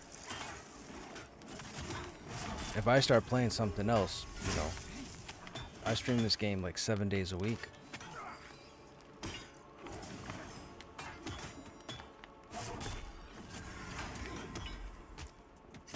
Maybe that's too much. Maybe I need to taper back. Viewership's been down for probably 2 weeks.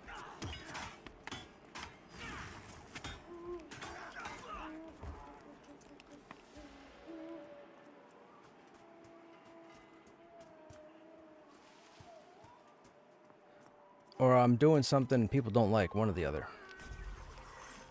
No. Oberlins is on, he's on Storm Mona. He's on PvE. I'm just saying as far as streamers go, period, as far as I know, there's only 2 regular streamers right now. That's myself and Oberlins, I think is his name.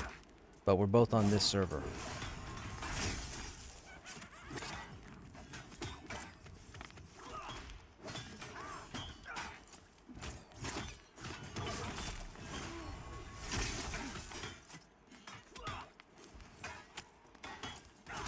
Which is strange because I could have swore some of the other Pantheon streamers had mentioned to their chats that they were going to be playing the PvP stream or PvP server, but that didn't happen.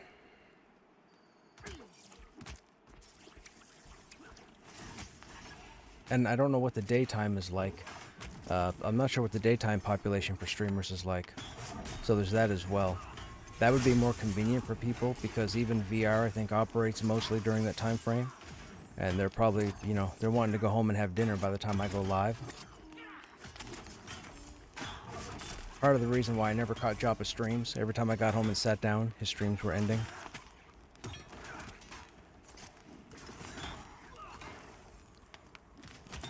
Some of the streamers you follow are now playing Monsters and Memories and are not allowed to stream it.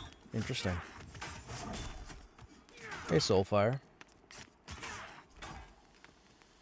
Hot Kittens, Hot Bunnies, and all their friends, Kuros, Warren, Trexid, they're all playing Monsters and Memories.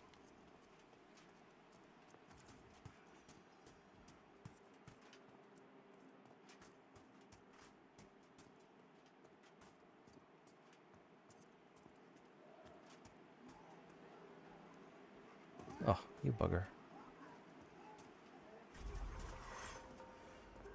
Don't net me. Don't you dare net me. Don't you dare net me. Let me get back to group. Let me get back to... Oh, yeah, we've got plenty of distance. Now you can net me. Just like that.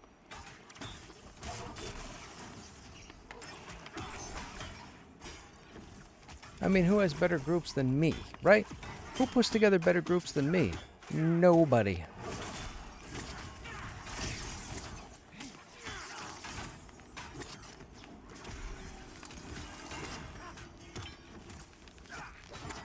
Mad Run, Broodwatcher, and Lycan.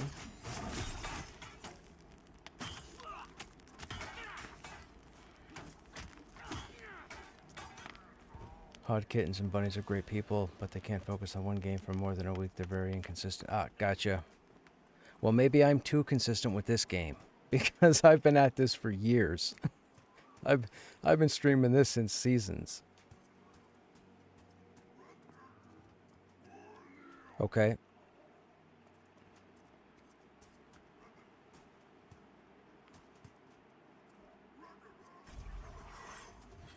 Don't stun me. Nope, nope, nope. I might need help. I might need help. I might need help. I might need help. There's only one mob, but he sucks.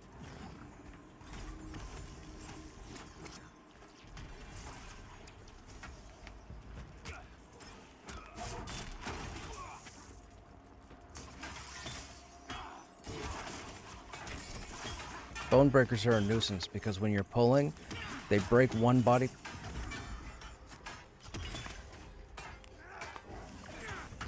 What just happened? My land heals didn't heal me.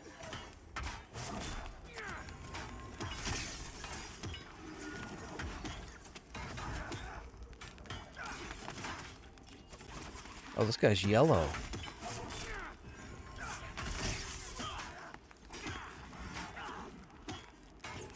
Yeah, these guys break your bone at the very opening attack. It's as silly as the EQ, where first attack on most mobs is either a stun, a knockdown, a root, whatever. These guys break your one bone, and then their third attack is breaking the other bone. So now I have two debuffs that are going to snare me on the way back.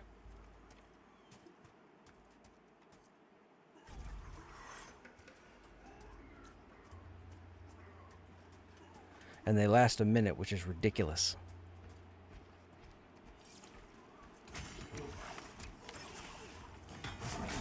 I'm sure they do it to try to control pulls.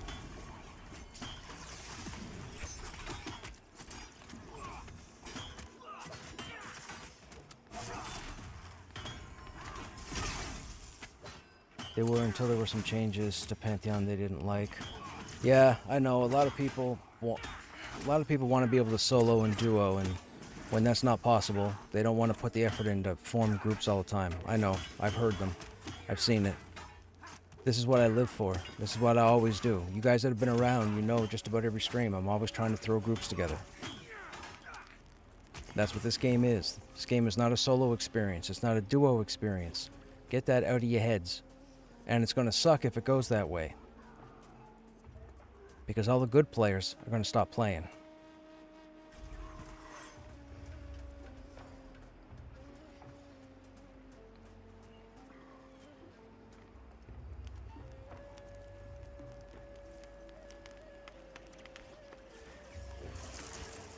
You've only been playing since February. You're 1,000 hours and still going hard. Fantastic.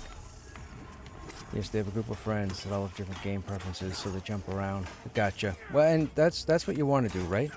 If you're just looking to jump in, hang out with your friends, do some stuff. Although, as far as streaming goes, you do have to try to make the best decisions for your stream. For example, I love streaming because I love yapping to people.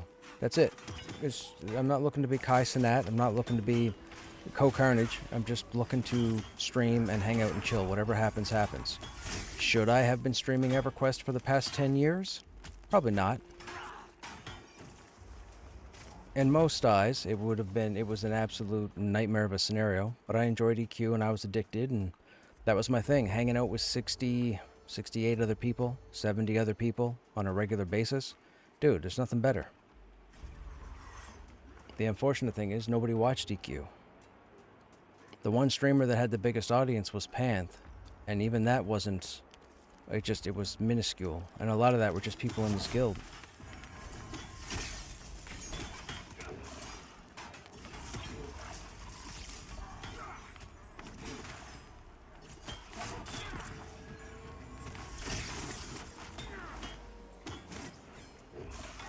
People are mad about the money changes.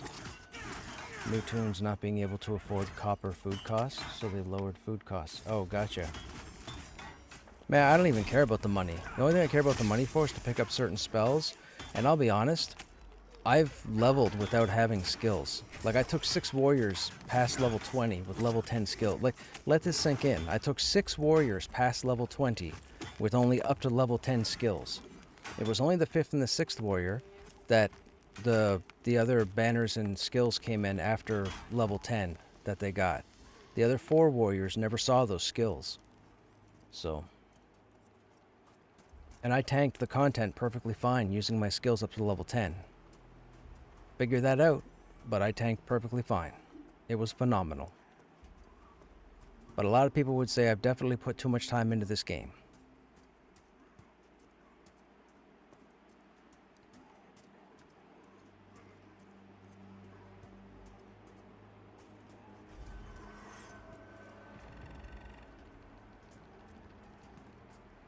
The thing is, they can solo and do a trio, but not on group mobs, which means that... Right, that was part of the whole get rid of the chevron thing, which was absolutely stupid. Like, you really shouldn't be playing this game if you think chevrons need to disappear and everything needs to be just more trash mobs. If anything, remove the little white arrow altogether, so people have no idea what's super strong and what's not. There's a game for you. Bunch of people get together, think they can mosey in on somebody, and then a mob just destroys them. That would be hilarious. That would be so funny. Just get rid of the arrow. Have no way to tell who's elite and who's not, except maybe the con system saying you'll need a group for this.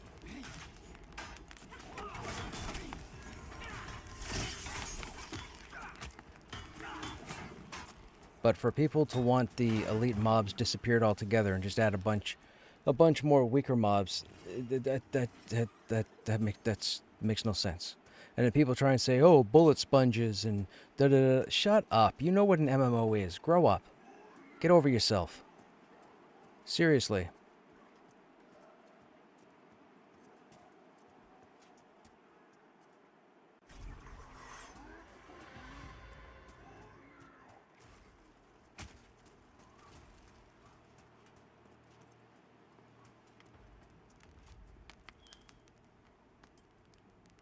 I don't think this Primalist has White Wind, but watch for it. No, this is the Mage type. White Wind is a heal. It's an AoE heal. It also wakes mobs up if they're CC'd. Ancestral Fire triggers it, so if the Primalist gets off Ancestral Fire, you'll see a buff show up on the Primalist that lasts like 45 seconds. If any other ability goes off while the Primalist has Ancestral Fire, it gets jacked up, like on steroids. It's like an adrenaline boost. And the White Wind, if you let it go off with Ancestral Fire running, it will complete heal the Primalist automatically, no matter who's in your group or what they're doing. So, you either stop Ancestral Fire, or you stop White Wind. The thing is, when you're fighting mobs with Ancestral Fire, if it goes off, you'll see the circle on the ground, just like my ability here. My Aegis, this ring that you see, they have a similar ring. If Ancestral, I'll tell you this now, if Ancestral Fire goes off and you see that circle, I think it's purple in color or it might be pinkish purple, you need to move that mob out of that circle. If you don't, it's a bad day for everybody because it's a harder fight. And it's designed so that healers run out of mana.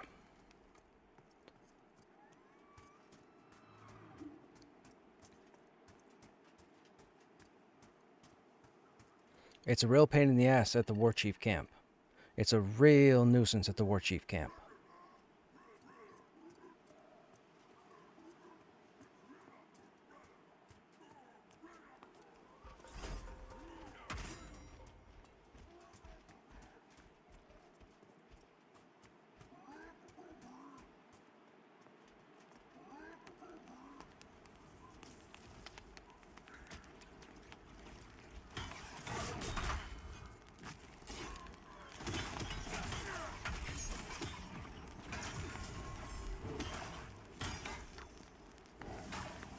You're level 30 and haven't got your level 30 skills yet? Yeah, I just... Dude, we have what? I have 3 gold right now. I need 4 gold to get my level 30 skills, and I need another 6 gold to get my level 32 skills. Now, some of you may sit there and go, oh, I've got 1200 platinum. I don't care. I don't make that kind of money. Tanks never get to loot. It's not possible. They made the coin changes, now everything takes longer. I don't care about it. I don't let it get all butthurt. I tank just fine. So when I get those skills, I get those skills. But it's a nuisance that something as simple as 4 gold, well 10 gold technically, 4 gold plus 6 in 2 levels. For me, that's crazy.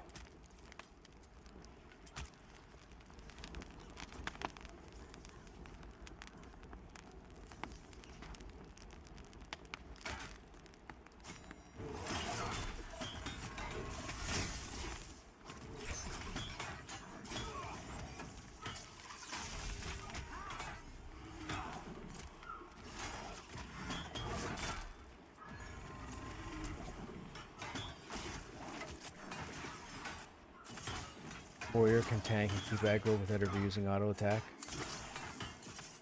Forget to turn them on. The warrior never loses aggro. Yeah. I agree if they just remove the white chevron and change nothing else. Exactly. Take the arrow out so people have no idea what's elite and what's not, and have at it.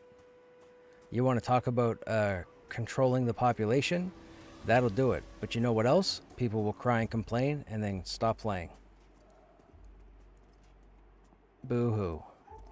Grow up. We're all adults. Like my word. Every single individual is an adult that's had issues with this game because kids aren't playing this game. Hello, heal? My heal? Why didn't my heal go off? That's weird. I got plenty of wrath and I'm silenced. That's why.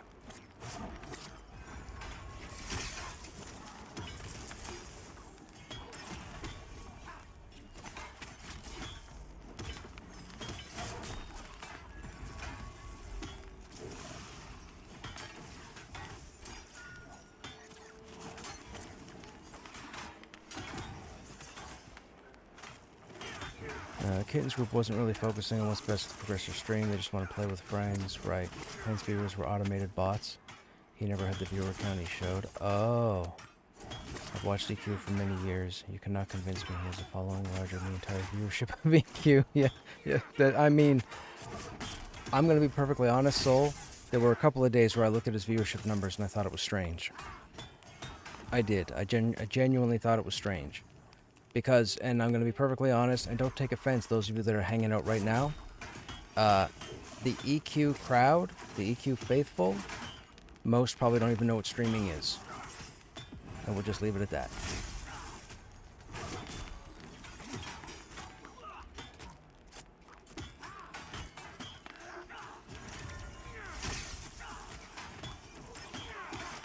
Right? It's a whole different audience. Handful of people might be knowledgeable like myself, but no, 90% of the population has no idea. You should have... Speaking of that, so for those who were here the past decade that I was streaming EQ, the first time I got into a raid with 72 people, and they found out that I was a streamer. Man, the number of people that sent me tells, is my voice on stream? Is my voice on stream? Can they hear what I'm saying? Is my voice on stream? I'm like, what is going on? Why are you guys so bothered by this? I'm like, no, nobody's on stream. I'm not going to ask 70 other people for permission to stream audio, because, dude, such a nonsense. Such nonsense. But it proved to me that, you know, en masse, the EQ population, they have no idea what live streaming is. They don't know what Twitch is. They probably know what YouTube is because they look up videos. But live streaming? No.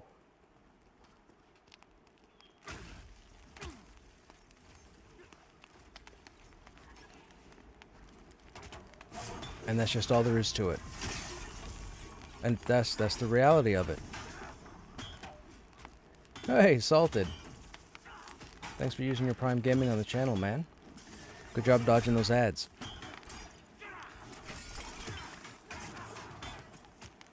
For $40, this game is a steal. You can't convince me otherwise. I agree, Soul. I agree.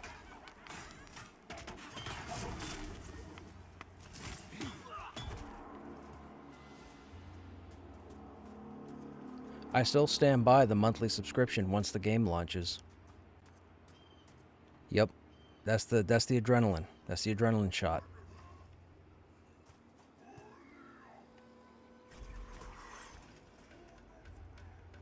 Yeah, I still stand by that it needs to be monthly subscriptions. I mean, obviously it's up to them to decide what to do, but they need to do monthly subscriptions. They need to be able to support the server cost, the cost for them to generate new content. I mean, my understanding is they had plans for 3 continents. Now, we're only getting 1 by the time they launch, but it's supposed to be fully flushed based on their roadmap or what have you. But they had planned for 3 continents back in the day. It's just not going to be possible. So they're gonna jam-pack 1 for now.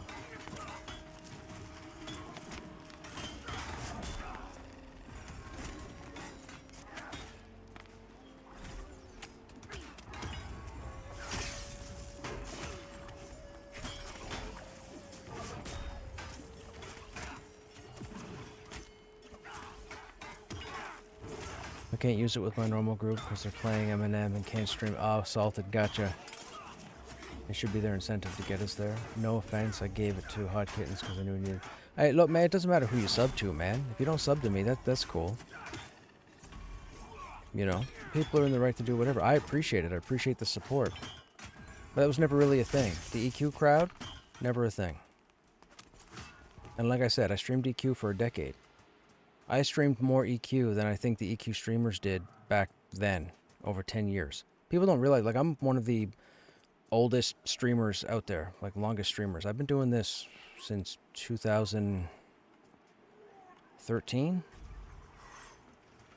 I think. 2013, 2014. I'm arguably probably the worst streamer as far as making something of streaming over that amount of time. And that's just the honest truth. There's no pity there. That's just the way it is. I had, I'll tell you guys a little story. Back in 2014, there was a game being worked on called Darkest Dungeon. And I found it by a screenshot on the internet, and I fell in love with the artwork. I thought, holy crap, I need to see what this is. Then I found out that it was done by a company called Red Hook Studios, and Red Hook Studios was based in Vancouver, British Columbia. Canadian. So I was like, holy shit, this is a Canadian game? I'm in. So anyways, I picked the game up, started going through the development, the beta, or what have you, with a bunch of other streamers. Now, this is back when streaming was brand new. Now, I know a number of you weren't here back then. Oh, hang on a second. We got somebody leaving. Okay, man. Have a good night.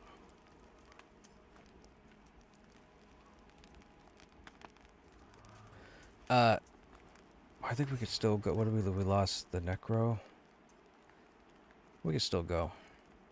So anyways, I got into, I decided to download Darkest Dungeon and get into the whole beta thing. This is back, there was no early access back then. The game was just being worked on. Long story short, there were probably 15, 16 streamers at the time. Big names. They're sizable now. They stream all sorts of variety games, RPGs, etc. They were all giving Darkest Dungeon a go also. However, the difference was, and this is not a brag, this is the truth. I was excelling at the game. I jumped into the game, I understood what the game was, I played the game, I was phenomenal. Now, every other streamer, and I won't mention their names, but every other streamer that was streaming Darkest Dungeon was having a horrible time with the game because they weren't taking the time to understand what they had. I call this the iceberg effect. You guys know this, and if you don't, the iceberg effect is when you're looking at something and you automatically conclude that is the way it is, but you're only seeing 10% of it. You haven't flushed out the other 90%. Just like with an iceberg. Above the water, you only see 10%. The 90 is underneath. So I understood where Darkest Dungeon was going, what they were working on, and it was phenomenal. Darkest Dungeon is a punishing game. It's arguably one of the pinnacle or signature roguelites that have ever been designed. There's a disclaimer that pops up at the beginning of the game that says this game is going to kick you in the nuts over and over and over and over again, and it's going to be up to you to persist and prevail. That's pretty much the disclaimer. I saw, and no other game has done this on streaming for anybody. I saw monitors being smashed. I saw keyboards being snapped in half. I saw mice launch through windows. I saw fists go through walls and doors. All because these streamers weren't cool with how the game was played. Needless to say, I didn't know who any of these people were at the time. I do now. But I was playing the game so well that I had 1,100 people. Now, we're talking back in 2014 roughly. That was top. It's a very strange thing to say, but it only ever happened with Darkest Dungeon. I had 1,100 people hanging out on my stream for about, I don't know, I want to say 2 weeks. I think it was about two weeks, 2.5 weeks on average. I think the highest we got was 1,400 something. I couldn't believe it. It was blowing my mind that we had that many people watching the game because there were so many people interested, and I was the only person that was far enough away. And I'll give you proof. If you go to my YouTube channel, it's a very small channel, but if you go to my YouTube channel and you look at my views for everything that's on there, you'll see 3 views, 11 views, 20 views, 6 views, just for a bunch of stuff I've played over the last however long. But if you look at the 3 Darkest Dungeon videos I have up there, I go from 3 views to almost 8,000 views. And that was back in 2014 for this game. After that, we dabbled in a couple other games, and then one of my viewers at the time had asked me if I would roll an EQ character. Now, I didn't know they were already playing. I thought they wanted to see the game for the first time, because we used to have a lot of conversations in the stream about MMOs, and I was always talking about EQ, and we'd have a conversation about EQ and World of Warcraft and Final Fantasy and DAOC and all those games. So anyhow, I created a character, and that was a bad idea because the addiction came back, and I ended up streaming EQ for the better part of a decade, 9 years. And it was only like at the tail end of COVID that I finally was able to walk away from EQ because I got into this. And I've been in this ever since. Should I have tried other games? Probably. But I need this game to come out. I don't have another option for this game. Ashes of Creation, it's not the same thing. I know there's new games on the horizon, like Chrono Odyssey. I don't know exactly what that's about, but that's not the same thing. I need this to happen. If this doesn't happen, it's pretty much going to force me to have to look at playing other stuff.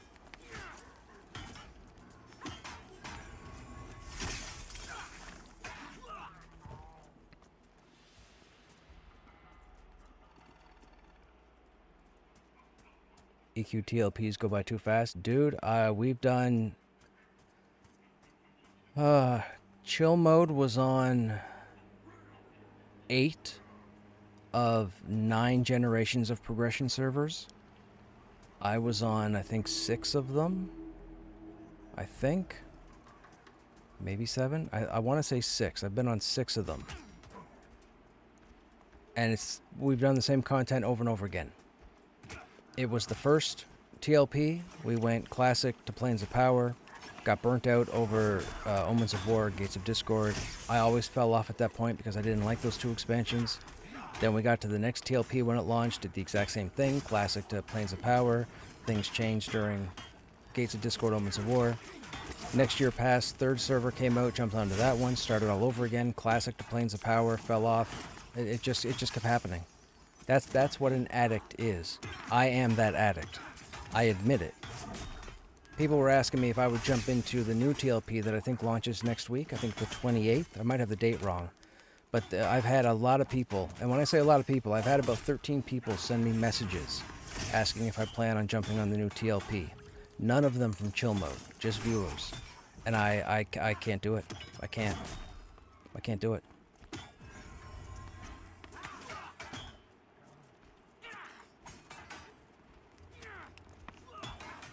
Which is funny because people say they enjoy the streams, but they're here once in a blue moon. I don't get it. And it's not a VOD thing because I only just started recently doing the YouTube uploads with Pantheon. I didn't upload any EQ onto YouTube.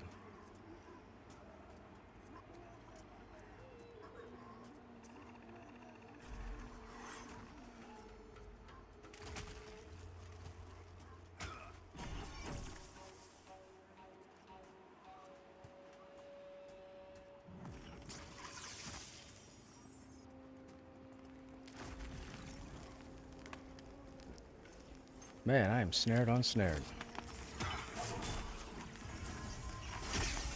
I remember this other story I told. I'll tell it as well. What was the game? Storm United. There was a game on Steam. I don't think you can get it anymore. I think the page is still up, but there was a squad-based or a team-based FPS called Storm United. I think this was back in, I want to say 2015, just around the time we had started playing EQ. Long story short, there's a large streamer, one of the oldest streamers on the platform by the name of Summit1G, and if you're not familiar with him, that's cool. He doesn't do MMOs regularly. He'll jump into WoW. I think I've seen him once or twice, but he does a lot of FPS stuff. I found this game called Storm United. I had no idea who Summit1G was at the time, or Summit. So, I'm in Storm United, and Storm United reminded me a lot of a game called Tribes, Starsiege Tribes. I don't know if any of you ever played Starsiege Tribes. It was a very small underground game by Sierra. Anyhow, I absolutely loved it. I EQ'd the crap out of Tribes. So I found this Storm United game, and I thought, oh, this looks a lot like Tribes too. I'm interested. So I jumped in one night. One night. This is over a 4-night period. I jumped in one night, and it was just me and an empty map.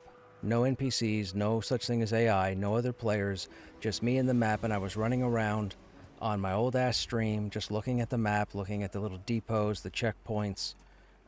They had a vaulting system where you would run over certain jet pads, and the jet pads would send you to various, like they would boost you in the air. It was a way to, what was later called ski jumping, but it was a way to ski jump across the map. It seemed really cool, and I kept thinking this is going to be a phenomenal product when it all gets put together and you get 30 people in here against each other. I think it was like 16 on 16, or might have been 32-32. I can't remember. It was a lot versus a lot anyways. Second night, I jumped in game. And then about 15 minutes later, somebody else jumped in game. We started talking. We jumped back and forth. We went to the loadout machines. We each made sure we were on the opposite teams. We shot each other a couple of times. We tested the weapons. We tested headshots. Had a fun time. Just me and this one other person. Day 3 came around. Myself logged in. The same person came back. And then another person logged in. This is 3 days in a row. So we got to talking, jumped back and forth. We had some fun. We 2-on-1'd, and then we switched it up, and then 2-on-1'd, and so on and so forth. Had a fun time. Logged off. The 4th day, I think we were supposed to do something in EQ, but a couple people weren't available, so I said, you know what? I'm going to go back into Storm United.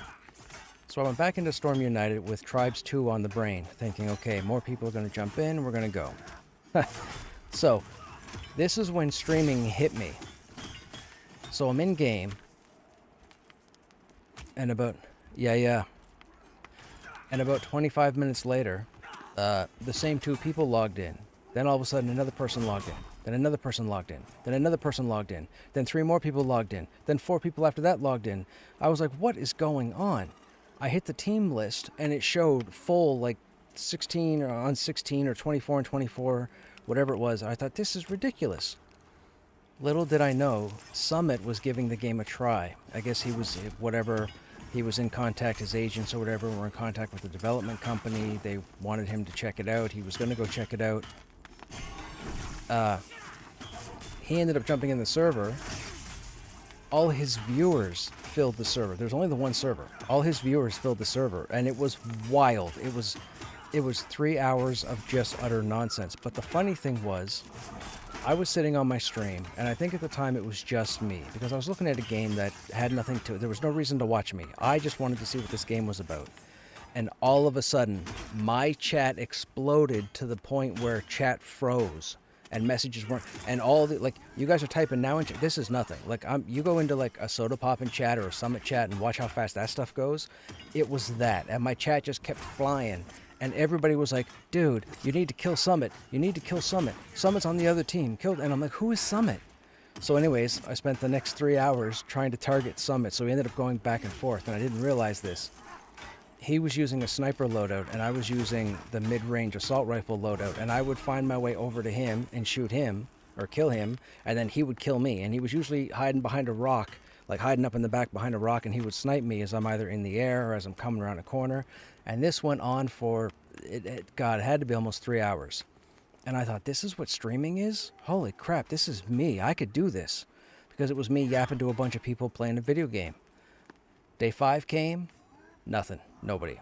Nobody was nearby. It was done. There's a story for you. But that's when I realized what streaming was, and that's when I was introduced to Summit 1G. And I know some of you might not know who he is, but he is one of the... If you had a Mount Rushmore for Twitch, he's on it.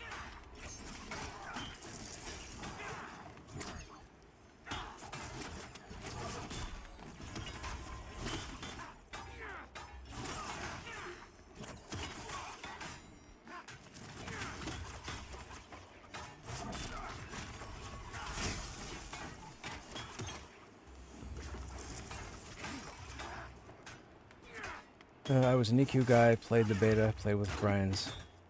They all left for WoW, yeah.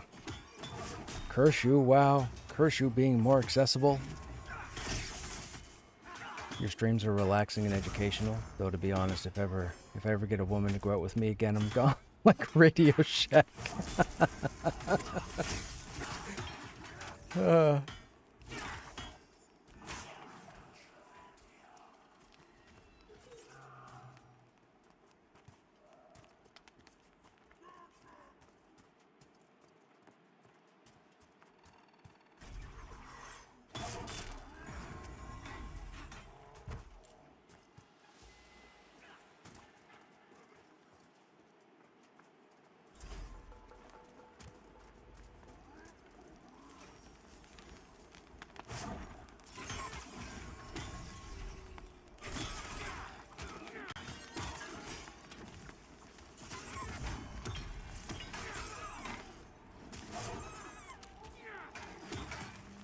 Yeah, man, it was wild watching people lose their absolute cool back with Darkest Dungeon. I was like, holy smokes, these people should not be streaming. Needless to say, I think all but 2 are still streaming to this day. Now, mind you, streamers used tactics back in the day that streamers don't use today. Streamers used a lot of loss leading. You guys ever hear the term loss leading? It's a sales term. And I'm not expecting everyone to know. I'll tell you, loss leading. So Boxing Day comes along, Christmas comes along. You get your flyer for your favorite store, electronics store. You open the flyer up, they talk about door crashers. They talk about a TV that's $2,000, it's going to be on for $600. There's going to be limited numbers. You think to yourself, holy crap, I'm going to go there 5 o'clock in the morning and I'm going to stand in line, wait for the store to open, and get me a cheap-ass TV. Blah, blah, blah. That morning comes. You stand in line. You get into the store. The staff won't tell you what's available. You have to go through the store yourself. You go through the store. There's no TV. However, these TVs were placed in the very back of the store, strategically to get customers to go to the back of the store. Because when you travel to the back of the store, you have to walk through the majority of the product. And when you don't have the TV at the end, you have to walk all the way back to the front door. Longest route possible. And that's a technique to get you to buy something before you leave. That's what loss leading is. You cut the price on a certain number of items in order to get people to get into the store and buy a whole bunch of something else. That's what loss leading is. So what streamers would do back in the day, they would get a bunch of these codes through game developers or game publishers, or they would shell out and buy the key access, and they would raffle on stream, but you'd have to be there. You know, so viewers would have to stay and hang out. So viewers used to hang out while they were at work. This is like, I'm giving away secrets, but whatever. People would be at work with their account into a person's stream, so that every time a giveaway came up, they could fill it out, and that's how these streamers built their audience and whatnot. A lot of people don't realize that. A lot of people that have been watching streams for the past 5 years think that everybody does it the same way. They don't. back then you had a leg up. You took advantage of business practices to convince people, oh, this is going to be messy. My God, how did we let it go that far?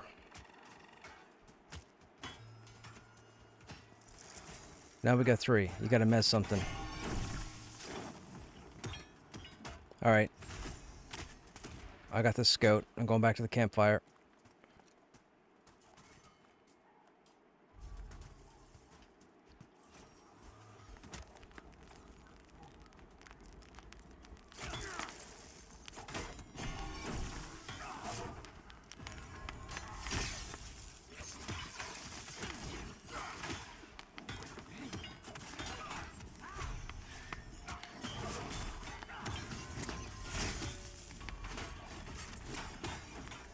Give me a moment here, chat. We got to get this straightened out. I don't know what I was saying, but people think, you know, like, there are a lot of younger streamers, newer streamers, smaller streamers who complain about how they can't get a leg up and so on and so forth. And then there are people that turn around and say, oh, well, you can do this because so-and-so did this, blah, blah, blah, and they've got 10,000 viewers now. No, they didn't. They were sneaky. I was there. I was there. They used tactics to get viewers in their stream. I saw it. Has nothing to do with just firing up a stream and away you go. And also, people don't realize, because some people will say, well, it's just me, blah, blah, blah, you know, I live with my parents, or I you know, rent my on my own, blah, blah, blah. A lot of the biggest streamers on the platform, they had help. You guys just don't know. They had spouses. They had family backing them. They had resources that allowed them to put more time towards streaming. That's like, there's a lot of stuff people don't know, and people just want to draw conclusions. There's all sorts of tactics that were used back then.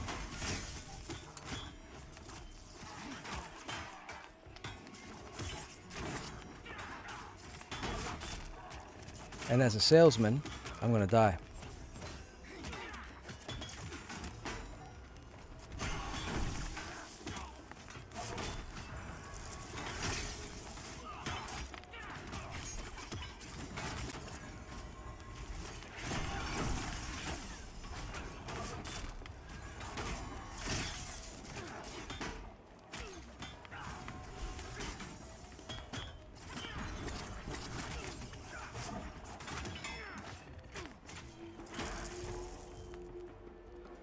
Whew, that was close.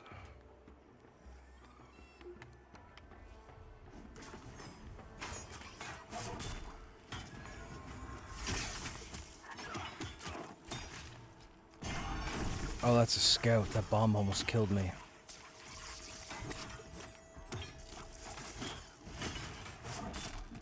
How do I...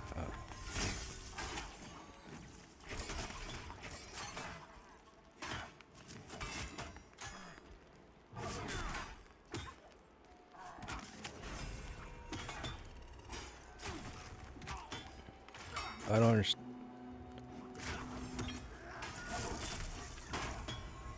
This is the last one, right?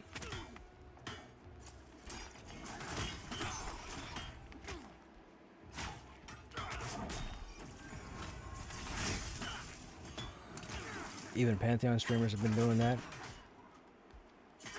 Yeah, see, here's a gripe that I have. I've seen Pantheon streamers since the beginning of early access advertise multiple keys to get access to the game, so on and so forth. Now here's the thing. I'm like the only faithful that has been streaming this whole time. I've never stopped, right?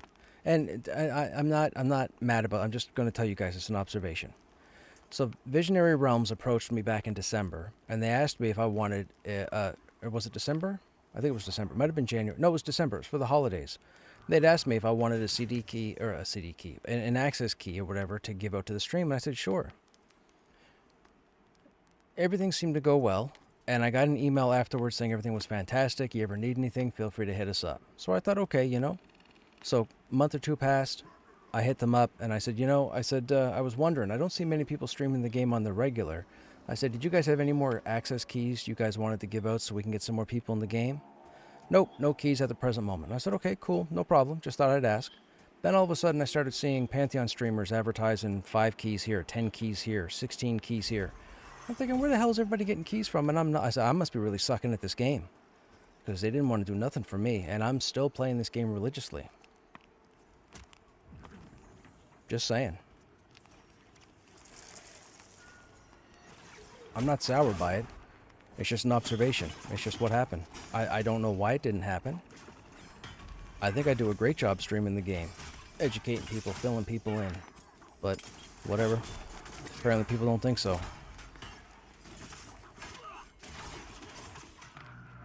I'm still going to keep playing the game until they stop me, one way or the other.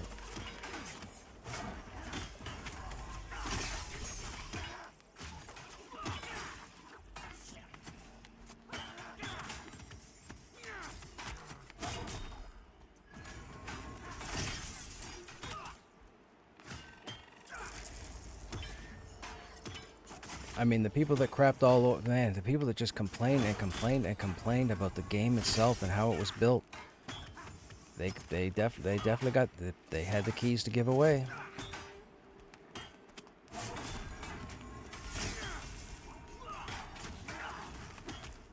I didn't want it for myself. I just wanted more people to jump into the game.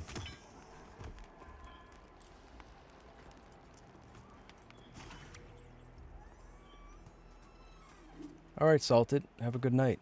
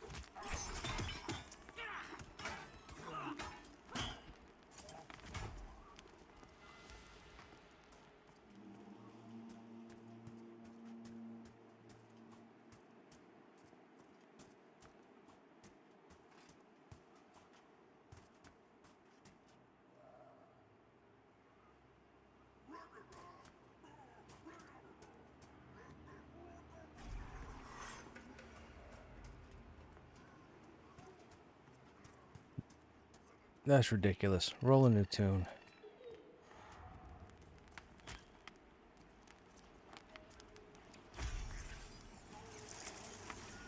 Hey Jason, what's happening?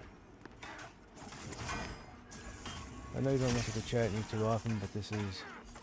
I love this I played in Stormona. I left for work for 2 months. I know you told me what server you were on. Stormer's Day. Can you suggest a server? I want to get back in for at least... There's only one server for the East Coast, and that's Stormona. Now, Stormona is holding a higher population right now than Black Moon, so I wouldn't go to Black Moon. I would probably go to Stormona. There was a population hit last week, I think, or a week and a half ago, and population dropped on Black Moon. Well, it dropped kind of universally. Now, mind you, Stormona managed to keep, or has managed to keep, a pretty high population level, but Black Moon has actually dipped below Stormona now, as far as population goes. Now, whether that's burnout, whether that's people going to the PvP server, whether that's people's frustrations, I don't know. But if you're looking for the more people on average, you'll want to go to Stormona. The East Coast servers don't exist anymore. There's just the one East Coast server, Stormona. There's Black Moon, and then I think Black Moon, isn't Black Moon the West Coast server? I think it's Stormona and Black Moon. And then there's the Oceanic and the European.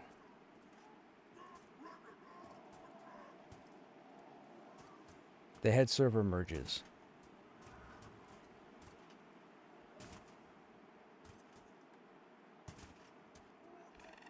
Yeah, I was gonna say I've gotten like 30.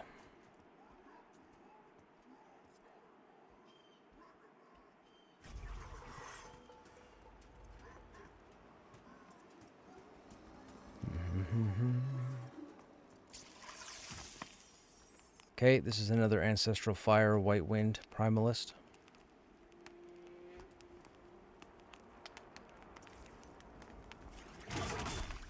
I mean, if you guys want to see it in action, let Ancestral Fire go off and then let White Wind go off.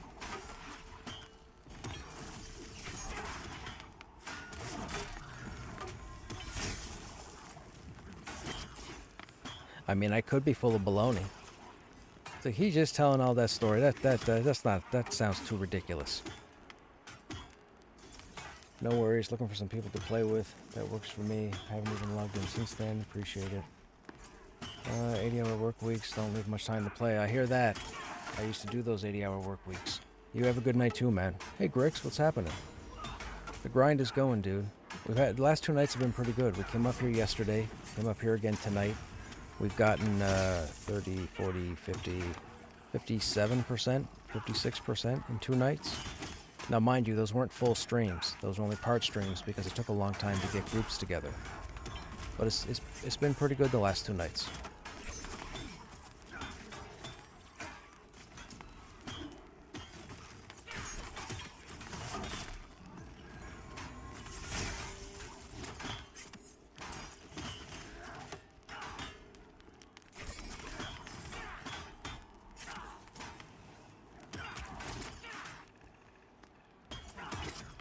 See, yeah, Ancestral Fire's on them, see? That blinking blue spark thing or whatever, fire, that's Ancestral Fire. Takes less damage, does more healing. While that's running, it's going to look like we're hardly damaging it. Told you, that's the whole point. That's the whole point of the Ancestral Fire White Wind. I shouldn't have told you, so I should have let us all figure out or experience it by surprise. You guys be like, man, I don't know what's going on there. That was like a boss. That's the problem hanging out with me, man. I yap too much. I let all the secrets out. I'm like Tom Holland with Spider-Man.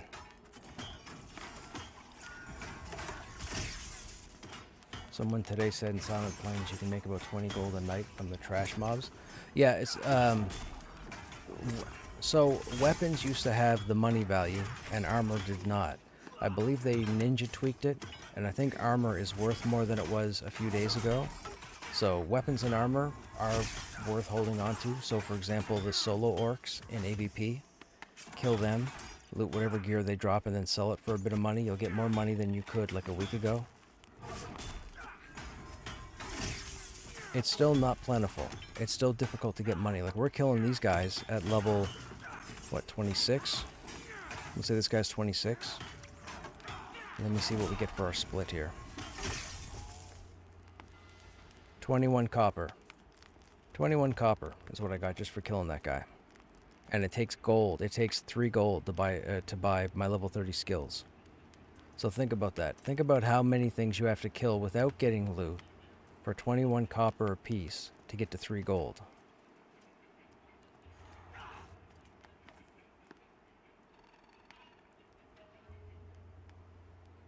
I think MMOs should just give up on PvP. It never works out. I agree.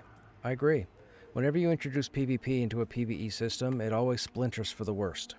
There's not one game in existence where you could say PvE and PvP go hand in hand. And World of Warcraft doesn't count because the PvP in World of Warcraft is like arena, and that's like 3-on-3. That's nothing.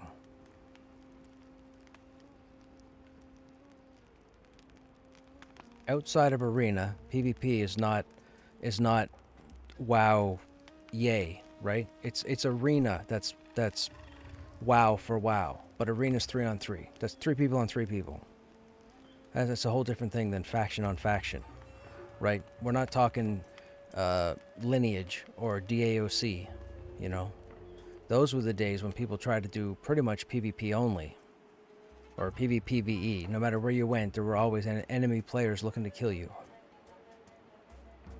But in today's age, like, times have changed, right? It's the same reason why EverQuest has never been duplicated over 30 years. There's a reason Blizzard didn't create EverQuest in WoW in EverQuest's image, or EQ2. They scaled everything down because everything was starting to be splintered. You went from having 3 or 4 games to having 12 games out that people would go play. FPSs started to come out. You had your RTSs. You had the introduction of MOBAs. There was all different types of gameplay for people to play, so MMORPGs couldn't hold large audiences unless you did PvP. PvP happened, you had DAOC, you had Lineage, you had Horizons, you had... I know I'm missing... There's another one I'm missing. Asherons? I want to say? Wait, what? Sorry, I missed something?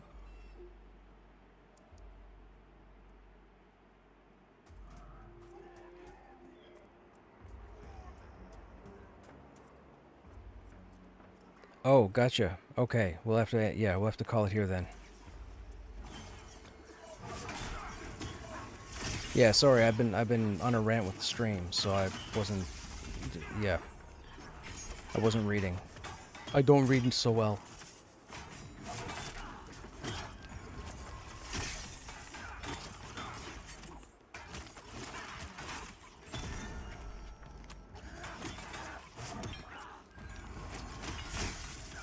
If we're going to say that arena is not... No, I'm not saying arena is not PvP.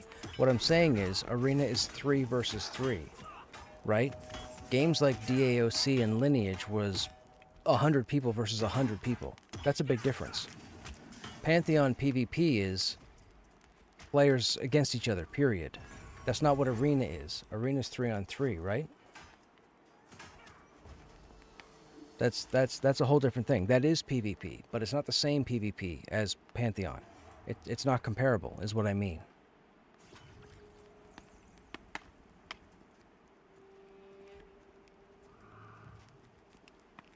No Rotfist today? No Rotfist today. Bro? You made on that spirit... Wait, what?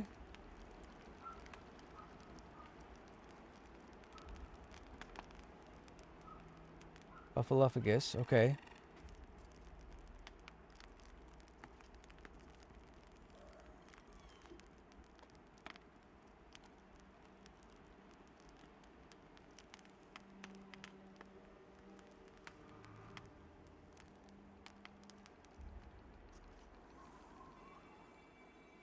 What you really mean is that no MMO has been able to pull off world PvP.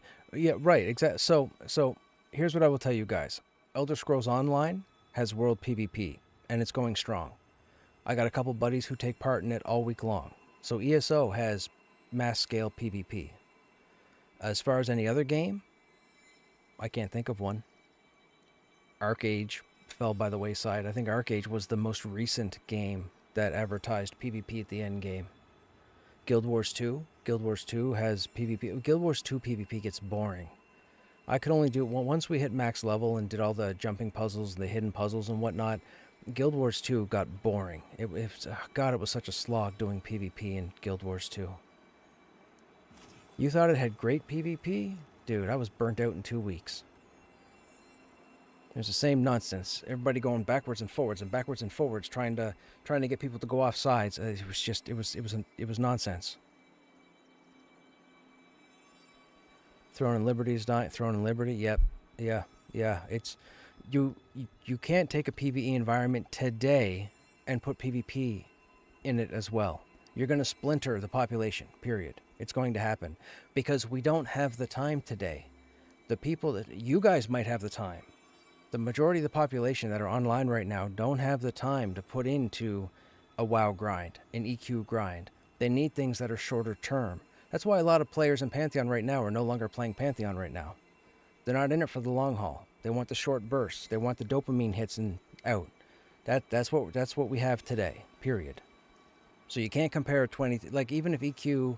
Let's say EQ3 comes out, and it's the same thing as EverQuest 1 was, it's going to fail. It's going to fail, period. You'll have a bunch of people show up. It'll be a fraction of what would show up in other games, and then it'll fall off. That's why EQ will never be duplicated.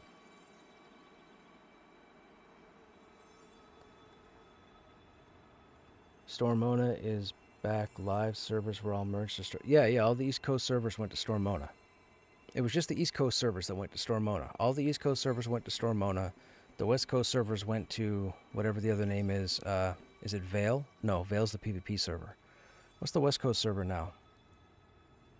I can't remember. And then Black Moon was left alone because Black Moon had the most population, period. There was no need to merge anything into Black Moon because they were already at max capacity. That's why Black Moon stayed Black Moon. Black Moon didn't change during the server merges. It stayed as Black Moon because the population was massive. But it's the other servers, because out of the 6 or 7 East Coast servers that weren't Lucent Tree or Avos? No, Avos might actually be the West Coast server. No, Avos was merged into East Coast, right. So Avos, Lucent Tree, and Black Moon were Vale of Alaris as well, but Vale of Alaris had a fall off of population before the other 3 servers. But those 3 servers, for the most part, didn't really get touched. But you couldn't merge them together because then you'd have the server cutting off logins every night. There'd just be too many people trying to connect.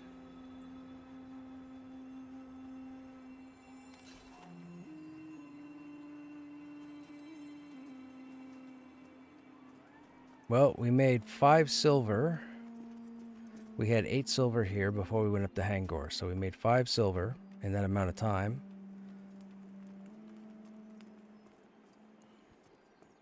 We got a couple things to sell. Let's see what we end up with.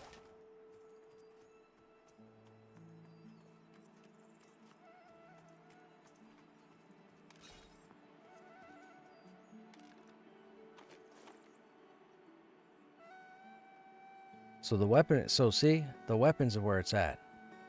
If you can get weapons, you want to hold on to the weapons and sell the weapons. That's where your money's going to come from.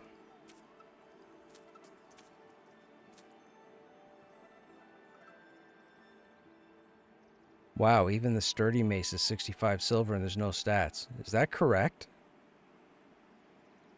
Is that supposed to be that way? There are no stats on that weapon. And that weapon is valued the exact same as the sword.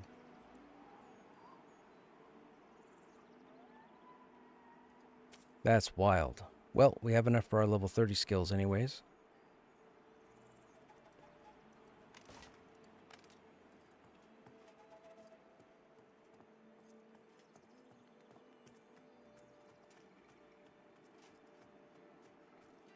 The guild leader that was for Vanguard, I think they got to 51. They were crawling to 52, and they had just given up because it's an impossible journey to get to 52. Well, maybe not now with the new con system, but before the con system, it was virtually impossible to get to 52.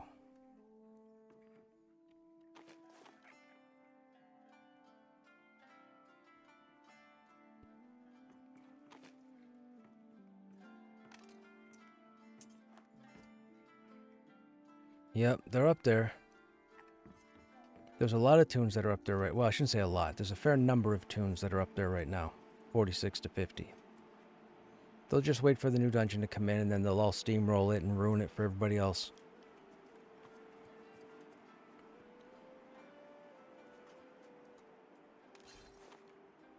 I didn't put that wood in the bank.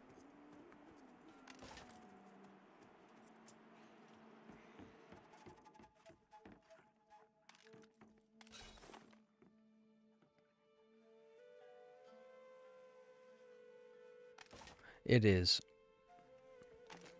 For me, anyhow.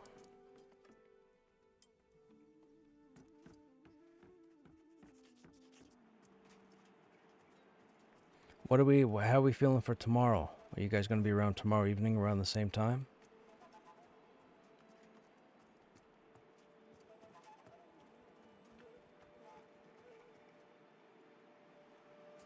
I had to ask because it's a Friday, so I know people can get plans and whatnot. It'd be nice to know ahead of time if I've got people to work with.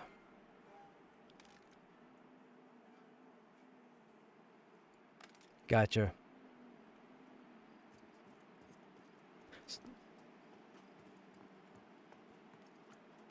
Yep.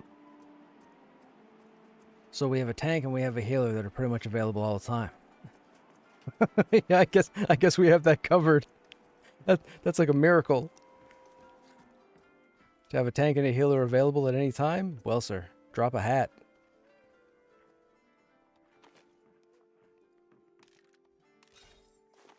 You're right. Yep, that's it. I don't need to do anything here, do I? No.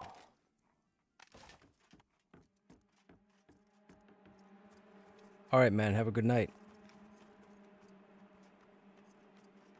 By all means, pop in. I'll be around the usual 7 p.m. Eastern, roughly. Have a good night.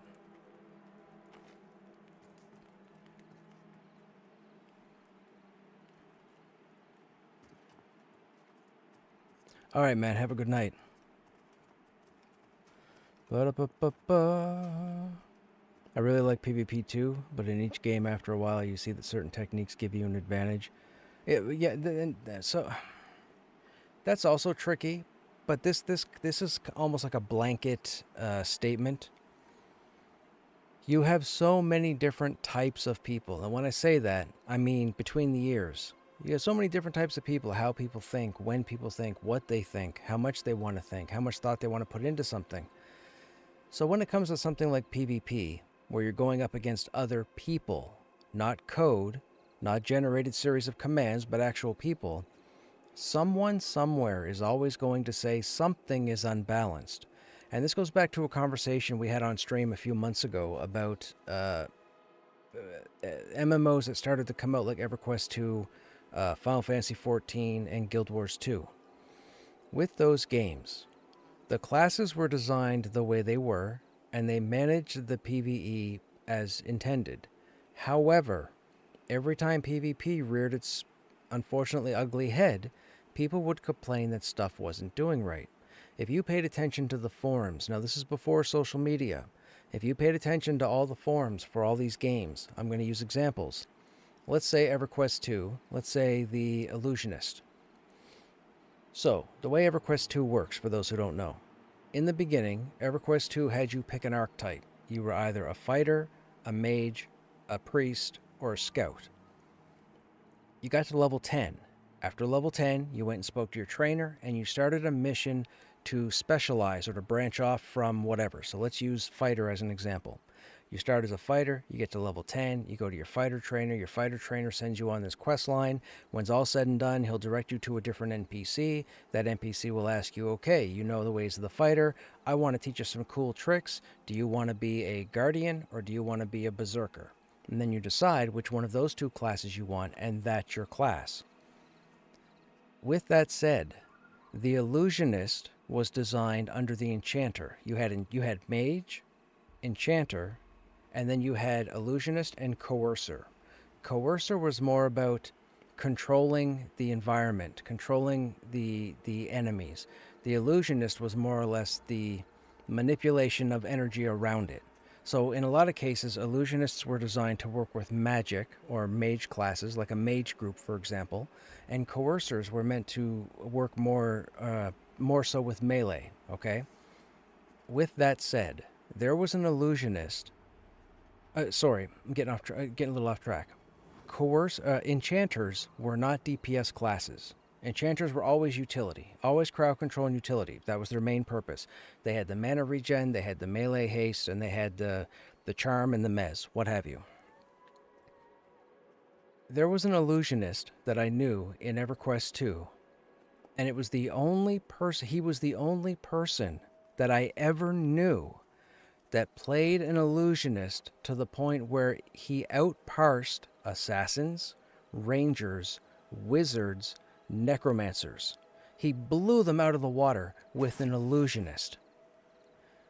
One dude with 1,000 other people beneath him, nowhere's near him. Nowhere's. I have never, to this day, 30 years later, I have never seen another individual who has exemplified and blown away what 1,000, so 99.9999 repeating people think about a given class. And he destroyed every single time. And I'm talking, it wasn't even close. He never told anybody what his techniques were. He never told anybody what he was wearing, what his macros were, if he even used macros. He had a rotation based on the situation he was in, and it was phenomenal. But people complained all over the internet. The class is broken. The class doesn't do DPS. Illusionists need help. Blah, blah, blah, blah, blah. And this gets back to what we were talking about here with the PvP, being unbalanced in situations. Because there are always people who unfortunately will play a class better than somebody else or worse than somebody else, and that's going to cause this discussion of stuff is broken. And then as the developers, what do you do? Do you listen to the majority? Do you listen to the minority?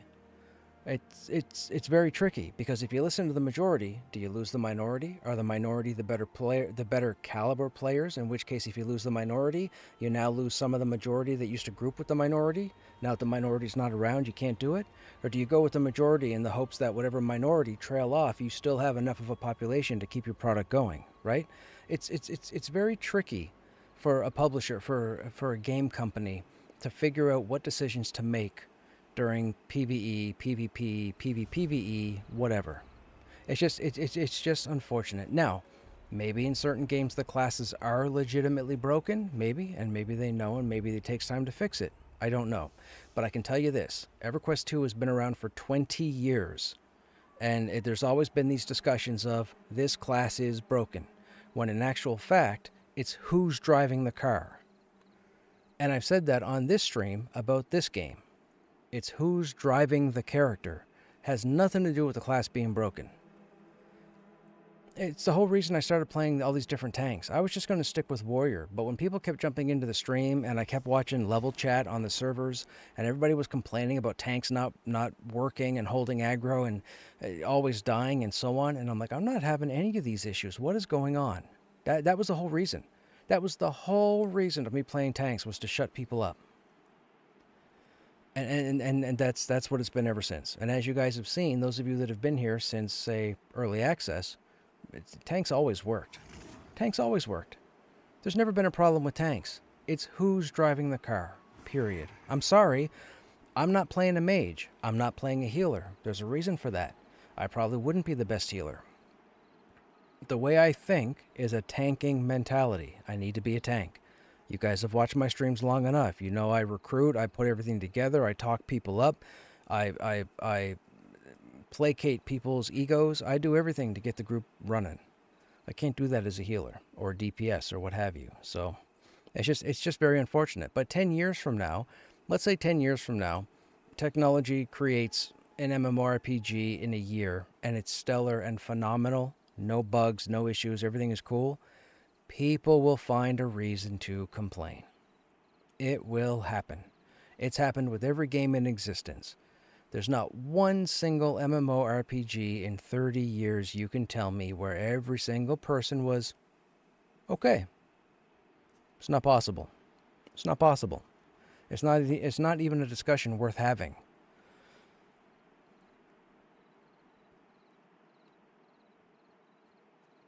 Both the tank and the healer have a burner phone, so they...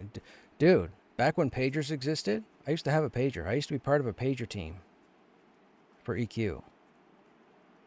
I was part of a pager squad. It was short-lived because it was going to ruin the game for me. But I was one of those pager people.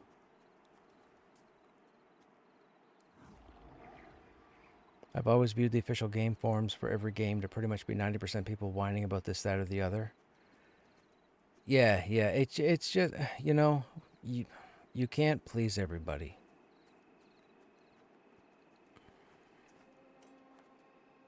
And it's not that and when you think, so let's think about this as well.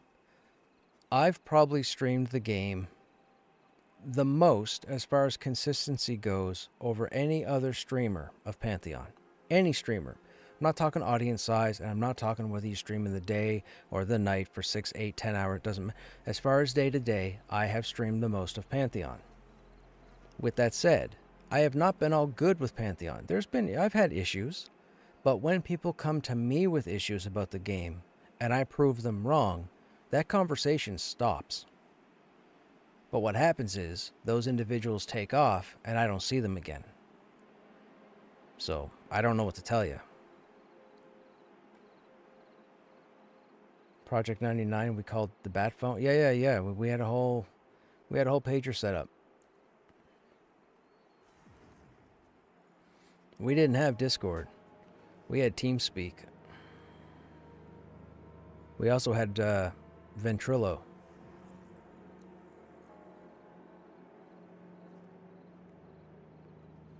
I did similar on a Dirge for a while as a Dirge in the MT group. I did top DPS in the raid I was supposed to be support. Was topping DPS on buffing and rezzing. Constantly bombarded with people complaining and asking how I did it, especially other Dirges. We don't have a society or culture that can take personal responsibility for things and admit that maybe it's their own lack of information. And that's that there becomes the beauty of streaming, right? The fact that people, all sorts of people from all over the world, if their government allows them internet access, but everybody from all over the world can jump in and watch somebody play a game live and say, hey, I played this class. I had these issues. How are you? Blah, blah, blah, blah, blah. Then you have a conversation. Now, unfortunately, there are some people who can't play a game and have conversations at the same time. They have to either focus on the game or focus on the conversation. I get it. But that's the beauty of streaming. I said this back in the Darkest Dungeon days. When it dawned on me what streaming was going to be, I thought it was phenomenal for gaming because it would allow people to actually see whatever game they wanted to see live. I looked into I think it was ArcAge was in development, was in beta, I believe. And I think this is back in 2015, I want to say. I think. It might have been 2014. I specifically found 2 streamers for ArcAge. That's all that existed. You got to remember, there was no YouTube streaming. Nobody was streaming on YouTube. Nobody was streaming on Mixer. Nobody was streaming on Kick. Nobody was streaming on Facebook. It was only Justin TV, which morphed into Twitch after it was sold. That's it. It was only Twitch. There was no other. There was Xfire, but that wasn't gaming. Xfire was like people in their bedrooms or living rooms just shooting the crap. That's all Xfire was. But yeah, like when it dawned on me that I could play a game and people could jump in and we could have an honest conversation about a game that I'm enjoying or that I want to play when it launches, and that we can actually talk about the pros and the cons and the do's and the don'ts and whatnot, dude, it's fantastic. But unfortunately, you get a lot of people who don't take the time to put time into learning a game, and then they start talking ignorance. And when ignorance enters the room, it's a bad day for everybody. It's a very bad day when ignorance enters the room. I remember watching an individual on 4 different occasions. I gave this individual 4 chances. I've never watched this person since. I was following a lot of information on New World back in the day. When New World had first become New World, the Burning... was it Burning Sands? I think it was the Burning Sands update. It was in October of that year anyways when the Burning Sands update came out and changed New World from what it was to what it is today, which was phenomenal. But I watched an individual with 40,000 viewers, okay? 40,000 viewers. And they gave the most ignorant takes on tanking in New World. They weren't geared properly. They didn't have the right quality weapons. They weren't wearing the right quality armor. They weren't socketing the skills to match their gear. And they sat there and told 40,000 people that tanking is garbage, running dungeons is garbage because tanking sucks. And tanking was some of the funnest stuff to do in New World. But that individual didn't take the time to understand the tank. They logged in, they rolled a character, they started playing, they tripped on their sword 100 times, and they decided to shit all over it. I gave the individual 4 opportunities, and I said, okay, I know where this person stands. Yeah, there's no growing up out of this. I'm done. And I haven't paid attention to that individual since. Nor will I. First impressions are everything. But that's the unfortunate thing. It takes one person to tank a game. It never takes one person to sell a game, but it takes one person to tank a game. Think about that.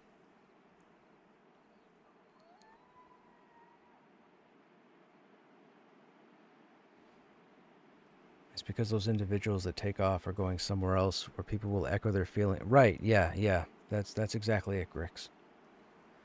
I really think AI bots will be so prevalent, it might really hurt MMOs in general. Well, AI is going to hurt everything in general, period. There will be good stuff. So, think of AI like I think of the internet. When the internet first came out, we're going back to 1990, 1993, roughly, 1992, when people were allowed to actually get accounts that gave them the internet. I used the internet for a lot of good.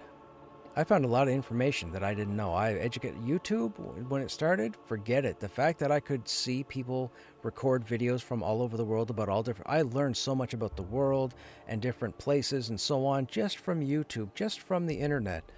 But with the good comes the bad. And of course, there's all this unfortunate evil stuff that happens on the internet as well. AI is the same way. AI, there's going to be a lot of good that AI is going to do. There's also going to be a whole lot of bad. It always happens. And it goes back to the core saying, you can't have good without bad. It doesn't exist. If you take bad away, it's just. And if you take good away, it's just. So you can't have the good without the bad.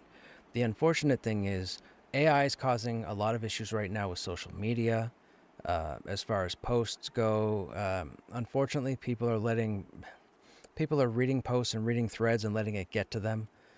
Primarily celebrities, of course, big influencers. A bunch of people start typing really negative comments. Like, for example, let's say female influencers, and then they get a bunch of jackasses on there typing some stuff that really shouldn't be typed. Then someone goes, oh, that's probably just AI. It could be. A person could have got 5,000 messages. 4,995 could be real people, and 5 could be AI.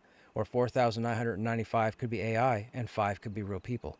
We don't know. So there's going to be good and bad in every aspect of life with AI. Whether it's cars, whether it's sports, whether it's betting, whether it's gaming, whether it's hobbies, whether it's fixing things, whether it's whatever. AI is like the next internet environment. There's going to be good, but then there's going to be bad.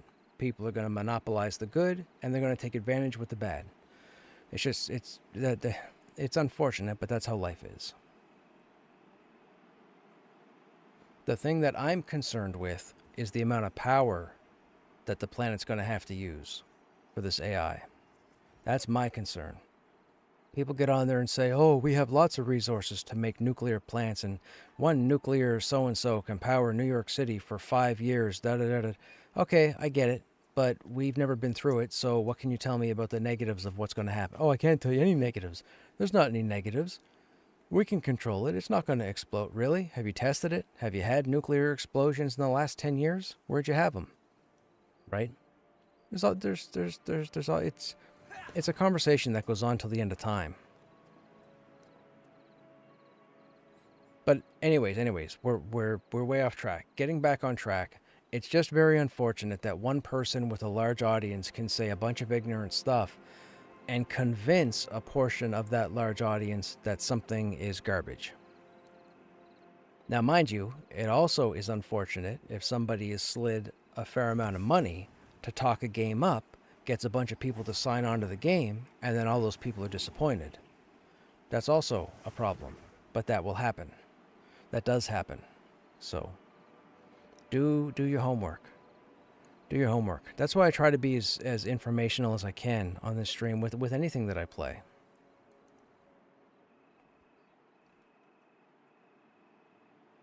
I just don't keep large audiences. Like, my population is disintegrated in the last 2 weeks as far as Pantheon goes. So I'm not sure what's going on there. I don't know if it's me. Maybe I'm boring. Maybe people are just tired of the game.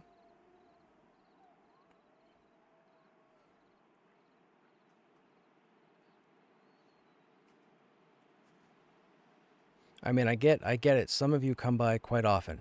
But even the people who've been around the longest are rarely ever here now. It happens. But nobody ever tells me anything. Like, nobody ever gives suggestions. So I don't know why people stop watching. Why? Well, okay, let me ask you. You can't offend me, and it wouldn't matter if you never come back again, but why do you guys not watch me? How about that? Let's put me on the spot. Or I guess that's putting you on the spot. Doesn't matter. If you jump in on a Thursday, why would you not jump in on a Friday, a Saturday, a Sunday, or a Monday? What do I do on the stream? Am I boring? Am I not inventive? Is there something I can do differently? And real life, quote unquote, is not an excuse.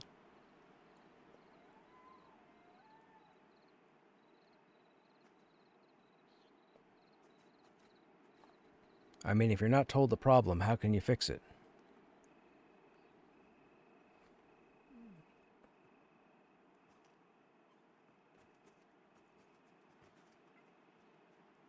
My very first stream was April 16th, 2012, tanking, leading a WoW raid. My last stream was 419, playing a rogue, doing WoW challenge modes in the Warlords of Draenor expansion.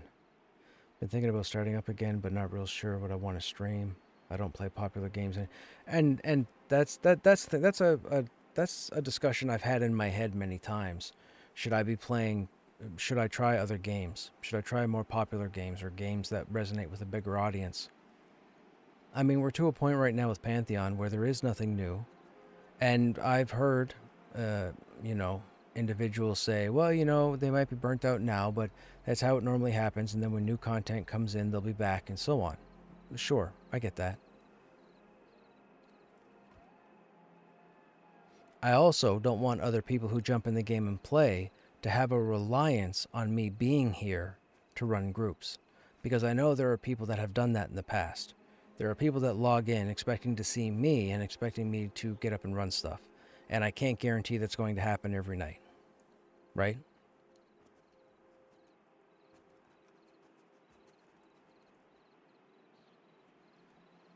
I'll try to catch more of your streams.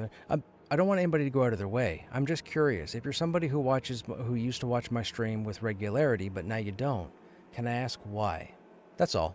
That's all I'm asking. You can't offend me. I'm not offended by it. But it would just be nice to know. Even if you sent it in a private message. That's cool too. I usually only get on, catch you at the end. I think you have a good balance between chat engagement and game focus. Hey, Caldum. Aside from my mood, Pantheon and EQ2 are passing interest, but not my main game, so I pop in and out from time to time. Because I like the stream as a whole. If you played WoW Classic, I'd be there all the time. Also, Twitch commercials push me off the platform. Yeah, that's true. That's true. Ads, unfortunately. I mean, Twitch is a business, you know? Twitch is a business. People don't realize it. There are people out there that haven't understood that since 2013. All these streaming sites are businesses. YouTube is a business. Go watch a YouTube video. I try and keep up to date with certain YouTube videos on a nightly basis, and I get hammered with ads every 6 minutes. It's ridiculous. I think on my channel here, I think ads show up 3 times within an hour, I believe. 2 to 3 times, I think, is what I've worked it out to be. Because I don't want there to be non-stop ads. I've jumped into streams and I've been hit with 9 ads. I've been hit with 1/9. It's insane. I'm like, how am I getting 9 commercials? You don't even get 9 commercials on TV. How is that even a thing?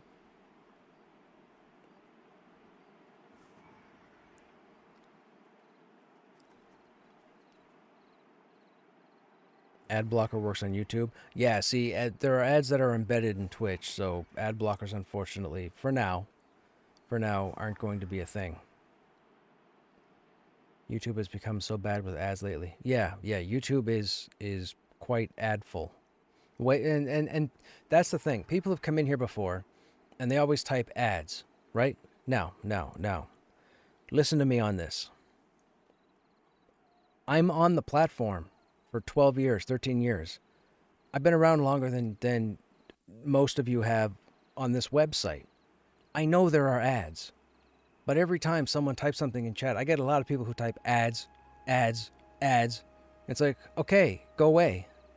There are ads everywhere. Grow up. What does typing ADS do for you? Nothing. Because I'll tell you, streamers don't care. Ads are part of the platform. They come with the platform.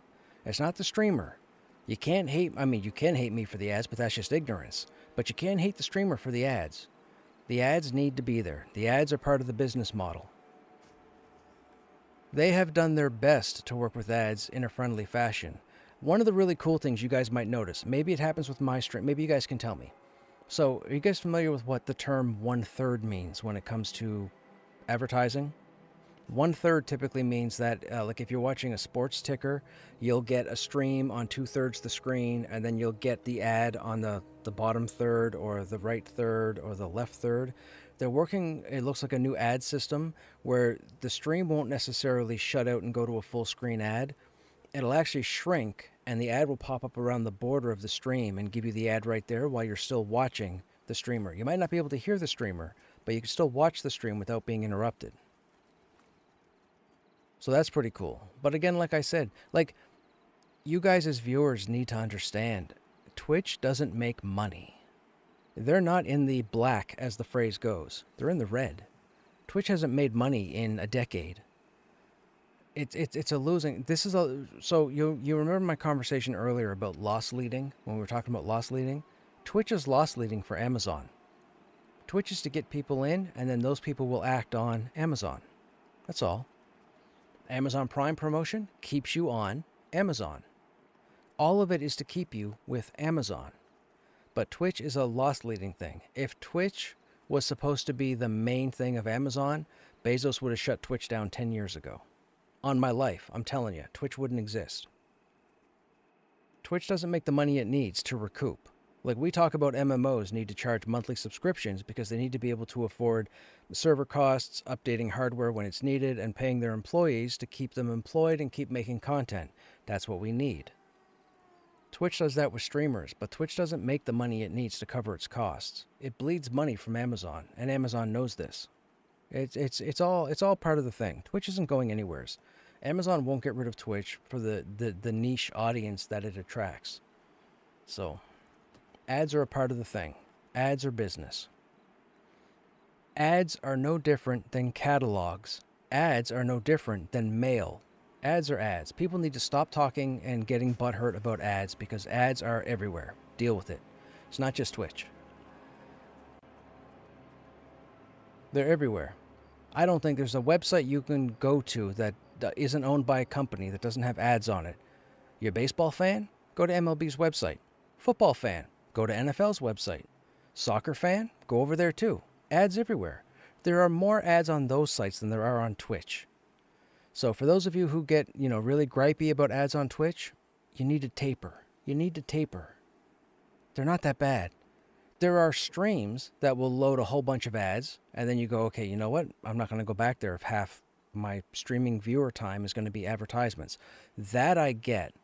But to blame ads in general on a platform that needs the ads to make money to keep them here, if you watch streamers and ads go away, your streamers go away. Right? Think about that. Your streamers go away if ads don't exist. Period. Full stop. No other discussion.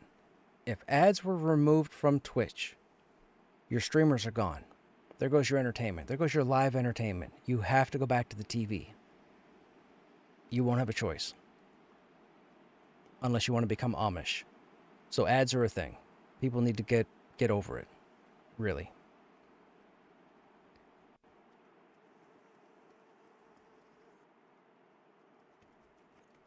What time is it? We've been... Oh, God, it's 12:30. Okay, guys, I've enjoyed the chat, but it is that time. I have to boogie on out of here. Because I need to go to sleep. I need my beauty sleep. Vogue. What do they say? You got a face for radio? Anyhow, those of you that are still here, as always, I hope you guys enjoyed your time here. Tomorrow being Friday, I don't know what the game plan is. We'll start with Pantheon. We'll see what the population is, and we'll see if maybe I can get a group together. I'm not going to spend a lot of time doing it. So, if I can't get a group together within the first bit of the stream, I'm probably going to play something else or what have you. We'll play it by ear. But I can't keep wasting half my streams trying to find people that are going to hum and haw me. I can't. And it sucks for you guys, and it sucks for me, but that's the thing. Anyhow, you guys have yourselves a good evening or a good day. Thank you for the conversations. I appreciate it all the time. We'll see you guys on the next stream. Take care.